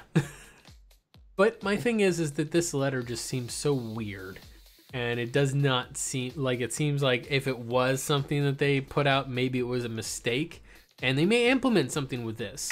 I can't say, but it's still, I don't know. Like I said, it just seems really weird, and that's kind of where I'm at. Is like, this doesn't seem like a letter that they would put out, because it doesn't seem like a way that they would phrase the game. So I don't know. Maybe it Do you is. think we're jumping the gun? Maybe we shouldn't say fuck EA so early. Well, no, say fuck EA, just not about this. For different reasons. Yeah. For different reasons. Different reasons. Fuck them for their greed and how much they just corrupt, and they're a cancer to the gaming industry. But this letter is not, I don't think, one of that. To me, I've been on my fuck EA shit since they ruined Mass Effect multiplayer for me. Mm-hmm. And Andromeda. Well, actually, I think they kind of just ruined Mass Effect for me in general. They could have just let the IP end, and I would have been okay with that. Yeah, As honestly, opposed to Andromeda. they didn't need to make another Mass Effect. They don't need to make another Dragon Age, but they're going to. I do think they need to wrap up Dragon Age if they're going to do it, because Dragon Age Inquisition had that. The ending was kind of open, especially with everything that happened to Solus at the end of Trespasser. They could wrap up that series too. Yeah, well, the thing is I've always felt like Dragon Age has a lot that they could explore on there, but I don't know. Anyway, that's like I said, I feel like I'm ready for Dragon Age 4. yeah, I'm not really hopeful, because you know what it's gonna be. You know what it's gonna be. This is Dragon Age 4. You get to the first dragon, and the dragon stomps the shit out of you, and on the game over screen it says, "Oh, we see this dragon kick the shit out of you. Would you like to spend $3.99 for a loot box to maybe get a chance of getting some better gear?" Let's be real. We're kind of spent 35 minutes in a cutscene talking about the dragon's gender and what gender the dragon feels it is, the gender the dragon actually is. Well, to be fair, now don't get me wrong, Patrick Weeks still is kind of a little bit like that, but I really feel like a lot of that driver was Mike Laidlaw, and he's not there anymore. I actually had an exchange with him about how Transgender dragons? No, it was talking about, so there's that was it, The Outsider, the Netflix show that's pretty much another one of those. Here's a story about the Japanese Yakuza, but it's starring a white guy. You know, it's like The Last Samurai starring whatever the fuck's his name, Tom Cruise. A similar thing there, and essentially he went on this rant about he did an interview with Game Informer where he talked about Cyberpunk being his favorite thing. He also at some point said that he, like, if CD Projekt Red offered him a job, he would totally go for it. And I'm like, good God, no, please no. And on that article, I commented that, and someone was like, why would you not want him to work for CD Projekt Red? And I posted this Twitter exchange that he and I had, where he went on a rant about how much he liked Cyberpunk, but then also when I look at the potential of Cyberpunk, I see a ton of possibilities to show lots of racial variety, to sweep away old notions about gender roles and set a really positive note about who can be heroes, i.e. everyone, in a world that resembles ours. And maybe never do again a story about an Asian person playing by a white actor. That trope needs to go away, please. They're talking about, of course, Altered Carbon, which is the main character is actually half Nordic, half Asian. His name is it's like Tobiyashi Kovac. Yeah, Kovac is his name. But my point is that so they constantly throughout the show are flashing back to him. Like in the show, your body is interchangeable, right? You can be in a girl's body or a black guy's body or whatever's body, because your entire consciousness is in a little disc called a stack. And literally, it kind of removes the concepts of gender, race, whatever, because you literally could be anybody at any time, right? The guy originally was an Asian body, and they show this throughout the show, him in that Asian body, but in his current time frame, he's in a white guy's body. And I'm like, no, they're not having an Asian guy played by a white actor. They're just showing that the body is irrelevant. You know, it's like it's a body. They make throughout the show, they have this theme of separating the body versus the mind, the consciousness, right? Because your body can get killed, eviscerated. The mind, on the other hand, will live on and can be put into another body, and bam, you can technically live forever. So that's where he's pretty much more or less making it, oh, well, the guy was Asian, but then he's white. And I'm like, whatever. But I said more or less that I would say there's a lot more nuance than that. Like everything, there's a balance. If the story's about Japanese history, I feel it's best told with a Japanese actor. It's their history, after all. That's one side of my opinion. The other side is about a spaceship. Like, why would we tell a story, say, for example, people were mad about The Witcher? It doesn't have any black people. They just said that about Kingdom Come Deliverance, too. Yep. Yeah, and I'm like, we are in medieval Europe. Yep. There weren't a lot of black guys around. 15th century Bohemia. Let's be honest here. And the early meetings between, black people and white people way back in the day, black people generally just hauled ass. No, well, the thing is that they were being drugged someplace they didn't want to be to. Well, so here's the thing. So in medieval Europe, that wasn't necessarily the case. There wasn't really a lot of slavery until later on, and most people don't realize this. It wasn't the European colonists that actually came and enslaved people. There was too few of them. There was like, maybe a half dozen or a dozen or something like that originally were colonizing. You know who were the slavers? Other black people. I knew there was some of that in African culture. I also know that they were the ones that rounded up a lot of the slaves. Well, I mean, they got captured and became slaves too. And I mean, if you look back, and the thing is that while obviously the slavery that happened in the United States was entirely racial, and there's a lot of problems with that, but when you look at European or African history of it, if you look at the Axum Empire, a lot of slaves in the Axum Empire.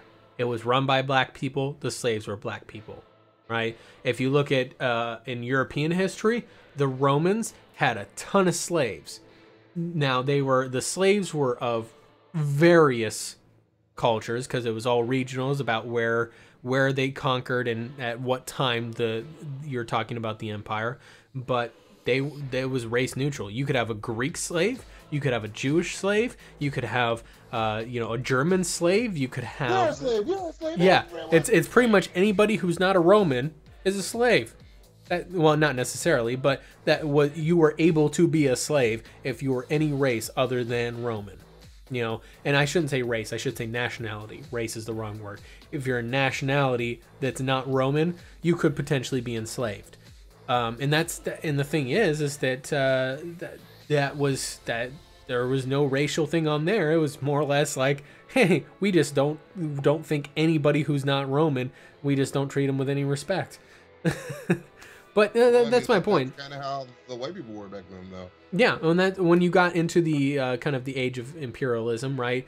A lot of the blacks were selling slaves to the European folks, and they'd be like, "Sweet, sure, yeah, we'll buy these off of you. We'll give you these trinkets and whatever," and then they would ship them off to wherever. Obviously, for example, shipping them off to the United States to work in cotton fields, right? It was the black people that would capture those slaves, enslave them, and then sell them to Europeans, and then get shipped off to other parts of the world. That being said, that was after 15th century Bohemia, like Kingdom Come Deliverance. There wasn't really, I mean, obviously you would still find slaves because they've been around for 1,000 years before that with the Roman Empire, but during Bohemia times, good luck finding, there is no archaeological or anthropological evidence that there was actually ever a black person in Bohemia in the 15th century. That there theoretically it's possible, but there is no evidence that it ever actually happened. So whenever someone says, "Oh, there needs to be a black person on there," No, there doesn't. does there though? And I'm saying it would be the same thing. And And it was like saying like about an Egyptian warrior. yeah, it's like if Yeah, you're showing me Assassin's Creed Origin and you try to tell me that there needs to be white people in there, I'm gonna call the same bullshit on that too. You know, like you're taking place in fucking Egypt. There should not be white people in Egypt in that day and age, like in 3000 BC or whatever. Accuracy. You can make it about a Native American warrior. Say Yeah. before the Europeans showed up in the Americas. Yeah, Same thing. yeah, exactly. Definitely there been Native Americans. Yeah, it's the same thing. If you made me one, and which I actually would be fascinated. This is a part of history that people don't look at enough.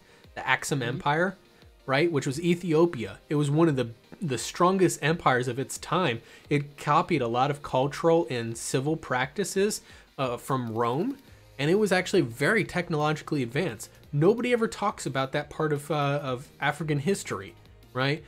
I would love to see an Assassin's Creed in the Axum Empire. And by all means, have all fucking black people in there. By all means, don't show a single white motherfucker in that game. I would granted it was a good game, I would play that and I would love it. In any case, I'm getting off on a tangent on here, but what was that even? Never happens here. What was that even talking about? That's a regular thing here. I don't think people actually expect us to actually, stay. We always go loose with our topics. Yeah. We'll start on the topic, but we'll end up somewhere completely different. Yeah, but I guess I was ranting on about. Where'd this start off on? His Twitter exchange with Mike Laidlaw.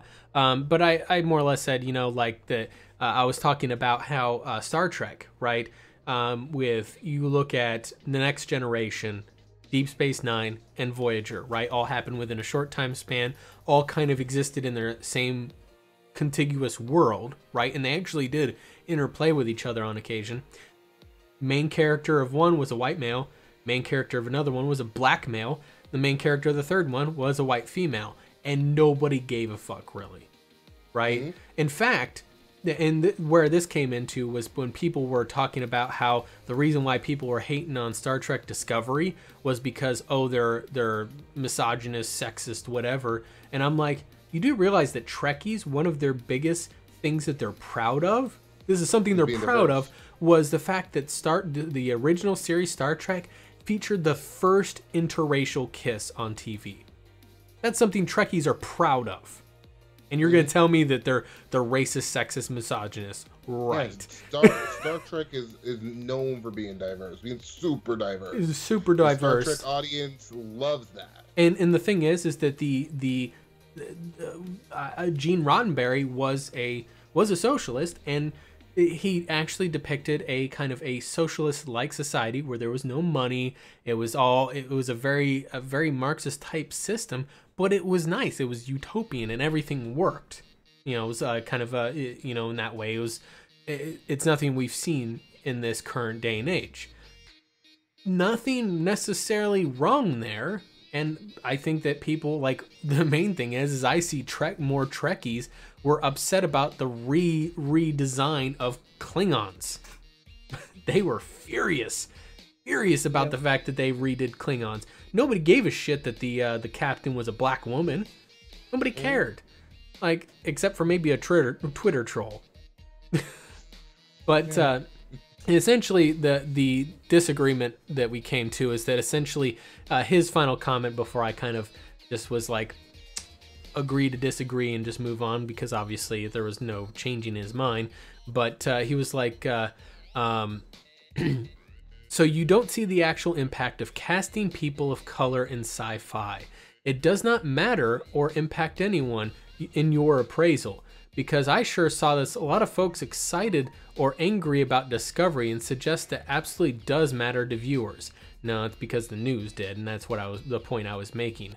like, I get that you're saying that the Federation doesn't care if you're blue, Asian, or have green blood or blue antenna, but I feel like it's disingenuous to say that casting Avery Brooks as a Starbase commander doesn't matter to anyone. Essentially, the point he was getting at is that people, and he actually said this at one point in time, people need to have heroes that look like them, right? And I'm like, okay, I'm not going to say that people should not have that ability. By all means, if that's what you want to see. I think it does give some people hope. Yeah. I look at like Obama. Yeah. You look how excited black people were. Like, we finally have a black president. It's a mental thing. It's like a lot of black people believe that, hey, that's something that we just can't do. It's just unobtainable. That's the reason there were no black presidents before. Yep. We see Obama and they're like, hey, maybe I can be the next one. Maybe my grandson can be the next black president or something. You know, and I think the same is true in superhero stories. I'm going to use Black Panther, great example right now. Black people are loving Black Panther. And I mean, he was always a great hero. He's not somebody I personally didn't pay attention to his books much. It just never caught my eye. But as I've been looking into him, I'm like, this dude is the shit. Like, I want to start reading the Black Panther books. So Electro Mastro in chat said that I've come to understand that Star Trek didn't feature the US TV's first interracial kiss, as significant as that still was. It was probably in 1960s Adventures in Paradise. I Love Lucy supposedly also had one. Okay, thank you for the correction on that. I know that that's something that, even if it was inaccurate, I know that's something that Trekkies tout as something to be proud of, though. Even if it wasn't the first, they tout the fact that there was a very, I guess, socially significant event. So sorry, didn't mean to interrupt you, Kev, but I just want to. Oh no, you're good. You're good. I'm glad that the chat's interacting. I'm glad that he made that point. Correct us by all means. Yeah. I want to look into that now too, because I didn't know I Love Lucy. I've heard rumors about it, but I'd never actually checked it. Think of Lucy and. I was thinking Lucy and Ricky, and I always think of Ricky as kind of being pseudo Ike Turner. So there's that. But yeah, I think that, and the thing is that I now where I kind of draw, like I read a news article that was essentially saying that Black Panther, like Wakanda, is like the is pretty much like an embodiment of black culture. I'm like, okay, that might be going a bit far, because you're talking about a country that has been isolated from all of the wars and the problems that have happened to Africa, and it's like 100 years more advanced than everywhere else in the world. I feel like that might not be an accurate representation of black culture. That said, the problem is like saying black culture. Okay, exactly, that's where I'm going with that. Yeah, the problem is like, what is black culture? Like, are you African black culture? Are we talking about American black culture? Oh shit! Even if Black you're just culture talking in the Southern America, East Coast, West Coast. Yeah, even just talking in Africa, if you're talking African culture, are you talking northern sub-Saharan Africa? Are you talking Southern Africa? Are you talking Madagascar? There's a lot of different cultures in fucking Africa. Yeah. Like, Or even black, that's the same thing when islands. people. That's the same thing when people say white culture. I'm like, which white culture? There's hundreds. Right. Same with There's a reason- Asian there's a reason culture. why everyone around the world talk about countries of origin. You know what?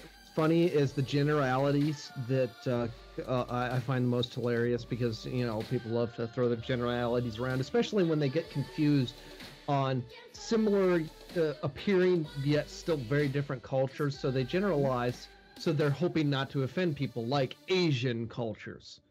Which a lot of their generalization that they're thinking of is more Oriental than Asian. And here's where it comes down to is Russians are Asian. Yeah.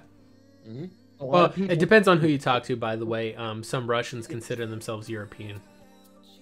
Yeah, but that's something that people completely overlook on that. Like, Indians are also Asian. Exactly. You start throwing these generalizations around, like, it only takes you so far. By the way, the Middle East is also Asian. Just throwing that out there. Like, it only applies so much, and of course you get into certain specifics that obviously can Yeah, I don't know. I don't know. Honestly, I don't know where I was going. What it really boils down to is, and you're spot on the whole thing of like those people that say that when they attribute a culture to a skin color, they're playing identity politics, and they're not doing anything they say is completely trivialized, because they'll usually say black culture and then call people racists. It's like, you do realize when you say black culture, you are being racist. If you say white culture, you're being racist. you're attributing a culture to a race rather than to the nationality, to the ethnic group. Talk to a fucking anthropologist. Get yourself some education, maybe. Just a suggestion. I like Black Panther. I actually appreciate the fact. One of the things I appreciate the fact of, and this is completely divorced from a racial thing on there though, is that like you see a lot of movies out there, they have to have like a monolithic character, and that would like even doesn't matter the color of the skin, although it usually is white, just because most actors in the United States tend to be white, but there tends to be a monolithic character that is something that everybody looks at. The thing is that the antagonist in that movie, to me, is also just as strong of a character as someone who's, without spoiling too much of the movie, raised outside the country, but he's trying to kind of reclaim his heritage in the country. That's something that a lot of people in the world nowadays can kind of connect with. Is that, a lot of people are kind of, at some point they were raised outside their ethnic group of origin, and they kind of wanted to connect with that in some way. How many people in the United States think they're Irish? You think that, or are they actually Irish? Exactly. It's like, are you actually from Ireland? No. But they want to connect with that ethnic heritage. Is Irish, apparently. Yeah. It's the same thing with folks that are, you'll hear that in the United States, particularly with pretty much any European group, because white culture doesn't exist, they tend to attribute their culture and their heritage to the ethnic group to which their family originated. So if they're German, they'll be like, yes, and they'll, like, Irish folks tend to be very almost nationalistic in their ethnic pride. They'll have like an Irish flag, and I've seen some really weird people. Point is that the point I'm getting at though is that I think that having characters in a movie that there is multiple viewpoints, and the thing is while what's his name, Damn it, I can't remember now. The antagonist of the movie, while he's the bad guy that gets defeated by the good guy, he's still a good character that you kind of feel like that people can get behind and that people can connect with. And I feel like that's something that's not done well in a lot of movies. God damn, we always end up on tangents. Yeah, we do. My main point of where I was going with this is that Mike Laidlaw has some really delusional ideas. While it's nice to have people on screen that look like you that you can connect with, I feel like that in and of itself is still perpetuating the main problem that you have to associate with people that look like you. Well, it's not perpetuating. It is not a fix. It is a patch to a current problem that we have. That's what it is. It's not a fix. It is a patch. Yeah. It doesn't make the problem worse. It doesn't, it's not the source of the problem. It does not solve the problem. It is just a patch. Yeah, I guess that's a good way to look at it. Is that, yeah. Because it does help some people in certain ways. And for the most part, it doesn't really hurt a lot of things either. Yeah. Kev said, looking up to Obama as a hero, being a black man, that's not hurting things. It's not erasing the problem though either. It is helping it a little bit, but it is definitely not fixing the problem. It's just helping things. Now, enough patches in the right way can end up making a fix, but it's still just a patch if you look at it individually. Very true. I personally wish that we could spend an entire year with everybody in the world being blind, and the car accidents though. I'm just saying, like, if everybody was blind for a year, and would stop focusing. No, Things you see depicted in these, utopian fictional worlds, usually in a sci-fi environment, but not always, is some kind of universal form of communication. So, like Star Trek actually has a piece of technology, and you see everybody, or you hear everybody speaking just one language from the viewer point of view. One thing that I always find entertaining, and I know in certain parts of the world, amongst certain groups of people, this actually exists. It's not something I can wrap my head around because I have a very poor grasp of or aptitude for language. But the I stole idea that. of yeah, I got the physics, intuition. But at any rate, is like Ocean's 13, actually Altered Carbon, Ocean's 11. There's a lot of examples of this where you hear people having a conversation with each other in different languages, and everybody speaks their own language and understands the other person's language perfectly well. Mhm. It's not those things that I have to have a conversation with you in your own language, or you have to have it with a conversation with me in my own language. We will have it in each of our own languages and still be able to understand each other perfectly well. Yeah, That's yeah. to me, that's an awesome concept. I don't know when, if or when, as a society, we will ever get to that point, technologically or otherwise.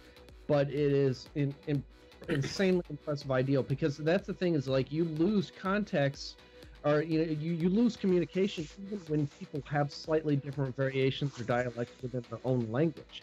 Mhm. And that's the biggest problems that we run into, is communication throughout Yeah. the world. Shit, just a one dialect of Irish versus the other can vary significantly enough to where, Which I'm familiar with in English, run into issues like that. yeah.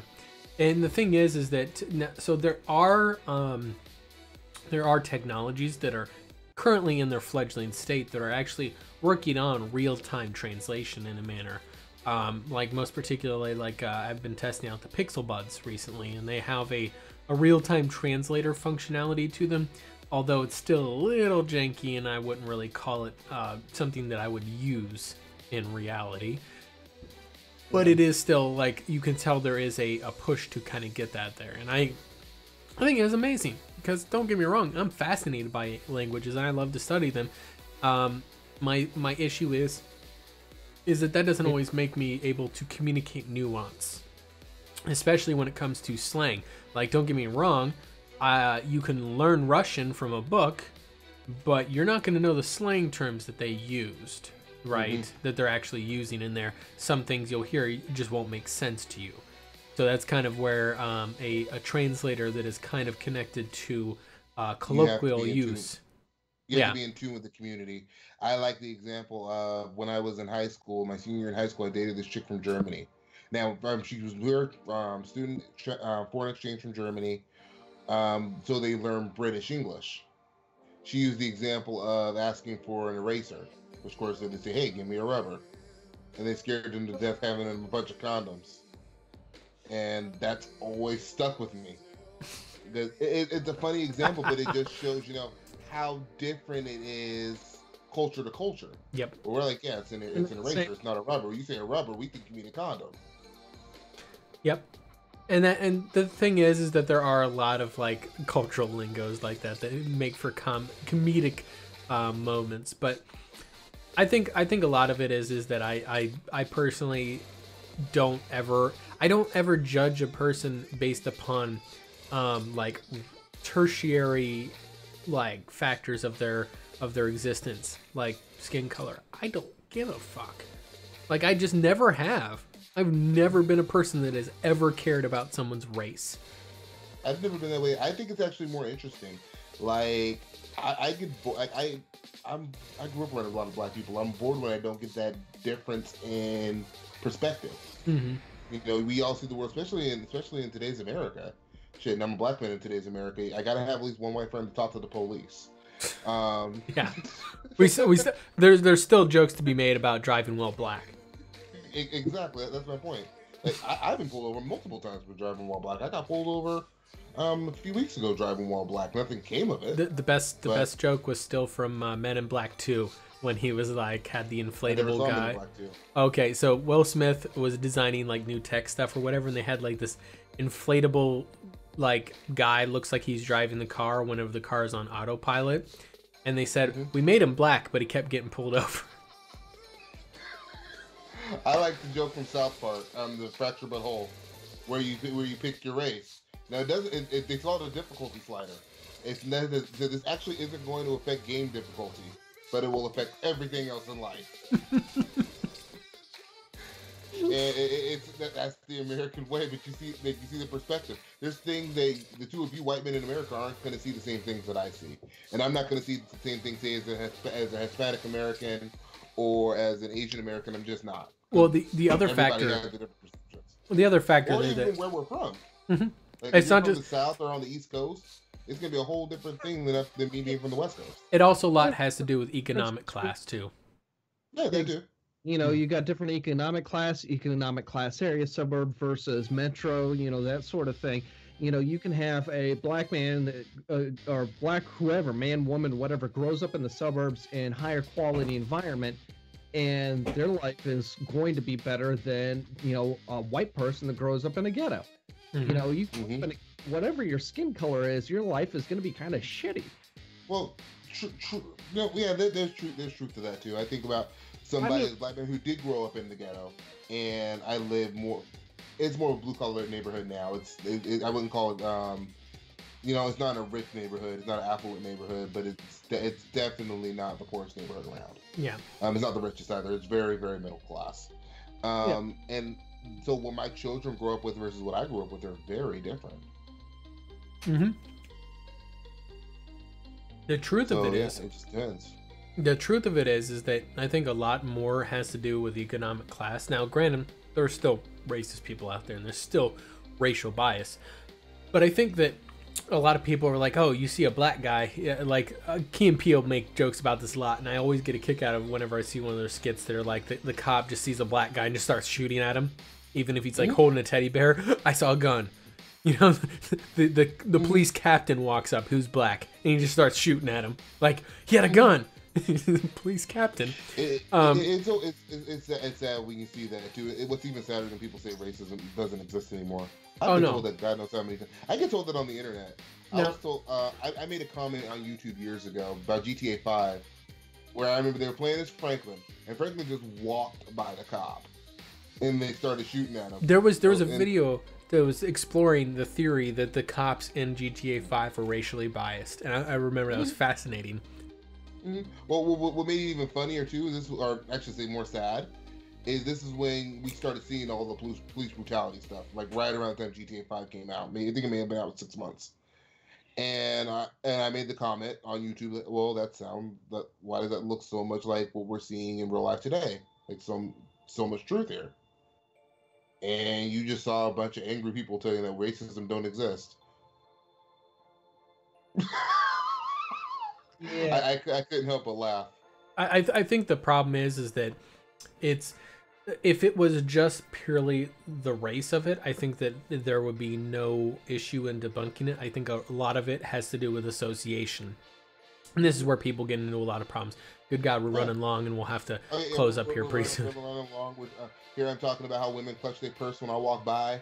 Yeah, but no, the thing is that a lot of it is because, and the thing is that I guarantee you that if you would get a cop who would be kind of gun twitchy with a black person, if you threw a white guy who looked poor, dirty ass rags and fucking a hoodie on and that sort of thing or whatever, was looking shady as fuck too, he would be just as twitchy. I think a lot of it has to do with, and the reason why, now black, he wouldn't have to look shabby, he'd just have to be black, right? The different, has to look poor. The white guy has to look poor and shady, but the thing is, I think because of the fact that in a lot of your urban areas, there are, and the truth is that this has been in history a problem about institutional racism, which is something different. Social racism still exists. I think most institutional racist practices have been abolished, right? There still might be some lingering, so I'm not going to say they're all gone. It's more the racist people now that are lingering, or they teach their children to be racist, and now they grow up to be ignorant adults. There still may be some lingering institutional laws that are racist, but early, like years ago, decades ago, they would actually do gerrymandering and what was it called, the green laws or something like that, essentially, where they would draw suburban neighborhoods in a way to try to exclude black people from getting into suburban neighborhoods and stuff, like whenever suburbs were first getting started. Racism was still a big thing back in the 50s, right? Mm-hmm.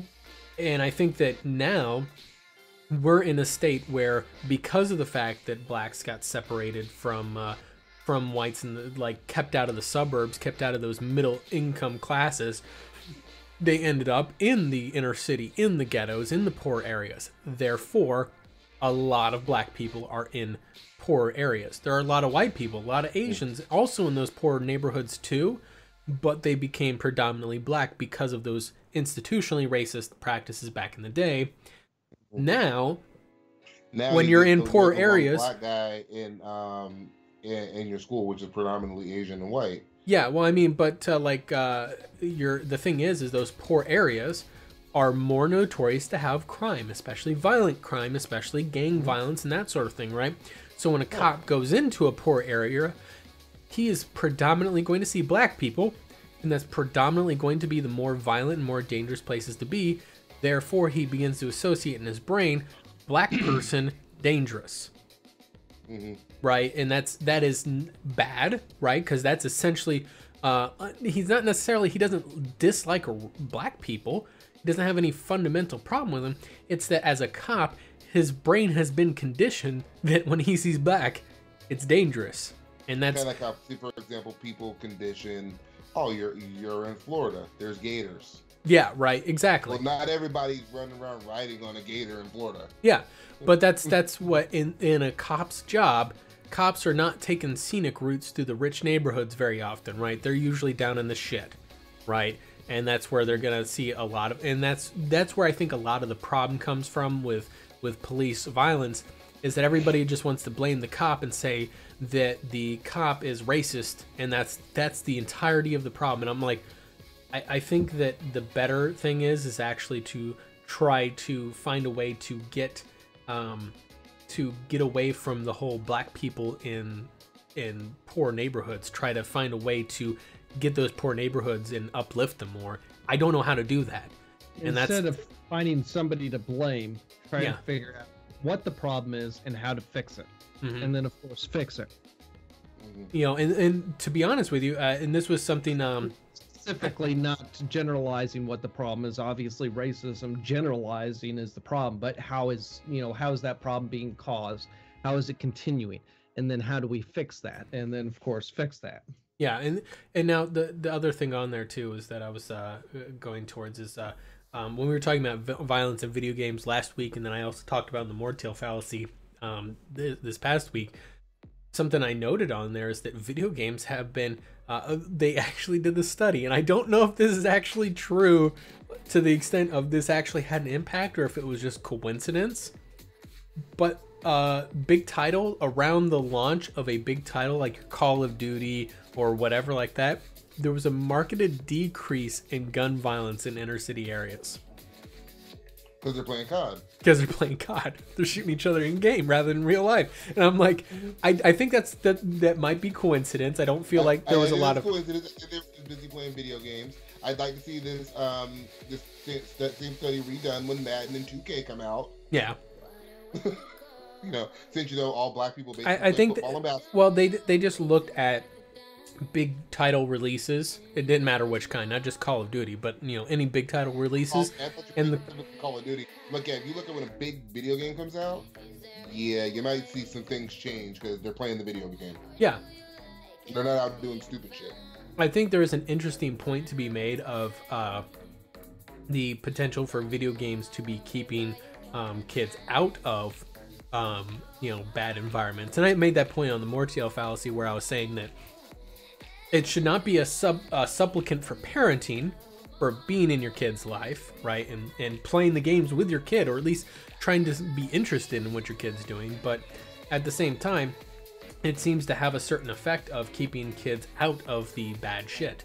And I'm like, if that's the case, if that actually does have a correlation, like some kind of real correlation to it, that would be great way to kind of reduce violence in a lot of these areas with poor or less advantaged people, and that regardless of color.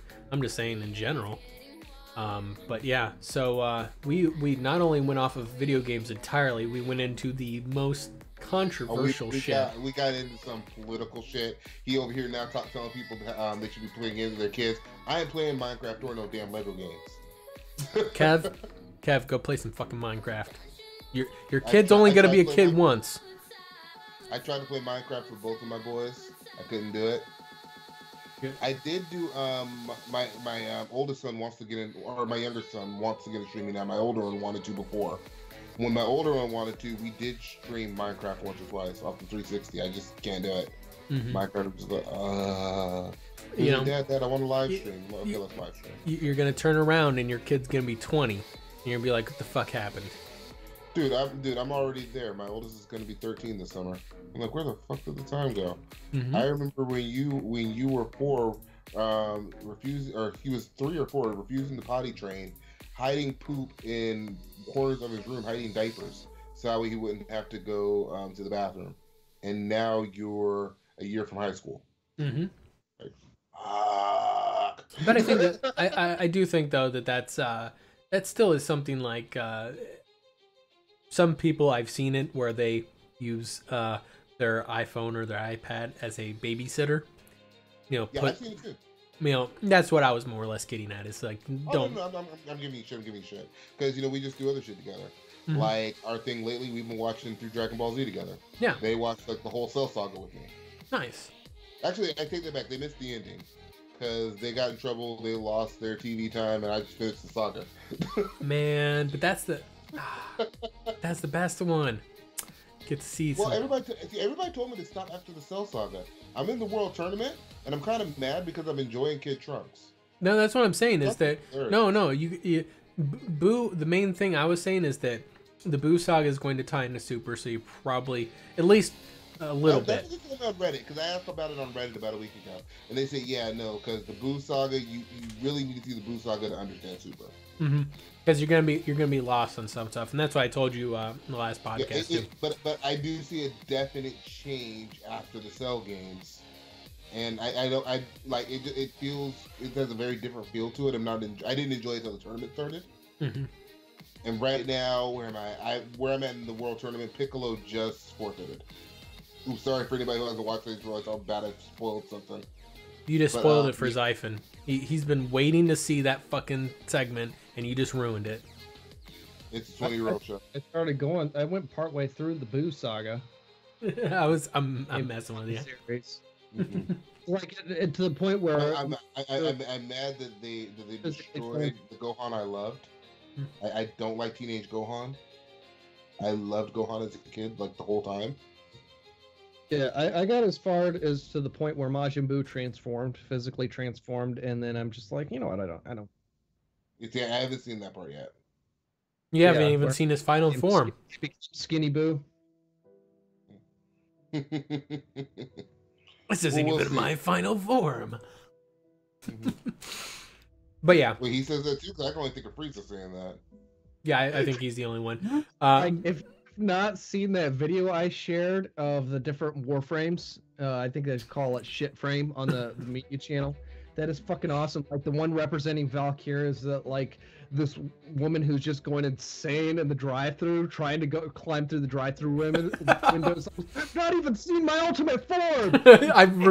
I remember seeing that video though, not necessarily tied to Warframe. It's just like the represent, like what it is it names the Warframe and then shows little video clips on what they are. Like, you know, it says Mesa and then it shows a scene from the movie Gunslinger, complete with Mesa sound effects. Every time you hear that, it's fucking hilarious. You have to watch it. Or there's like Mag, why do I even exist? Why am I here? There's no point to me. Like, boys, we gotta wrap it up. We've been on for a little 2 hours. 3 like 26 times. 3. Oh,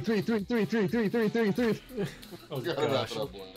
Xaiphen, final thoughts. Watch this shit frame video on YouTube.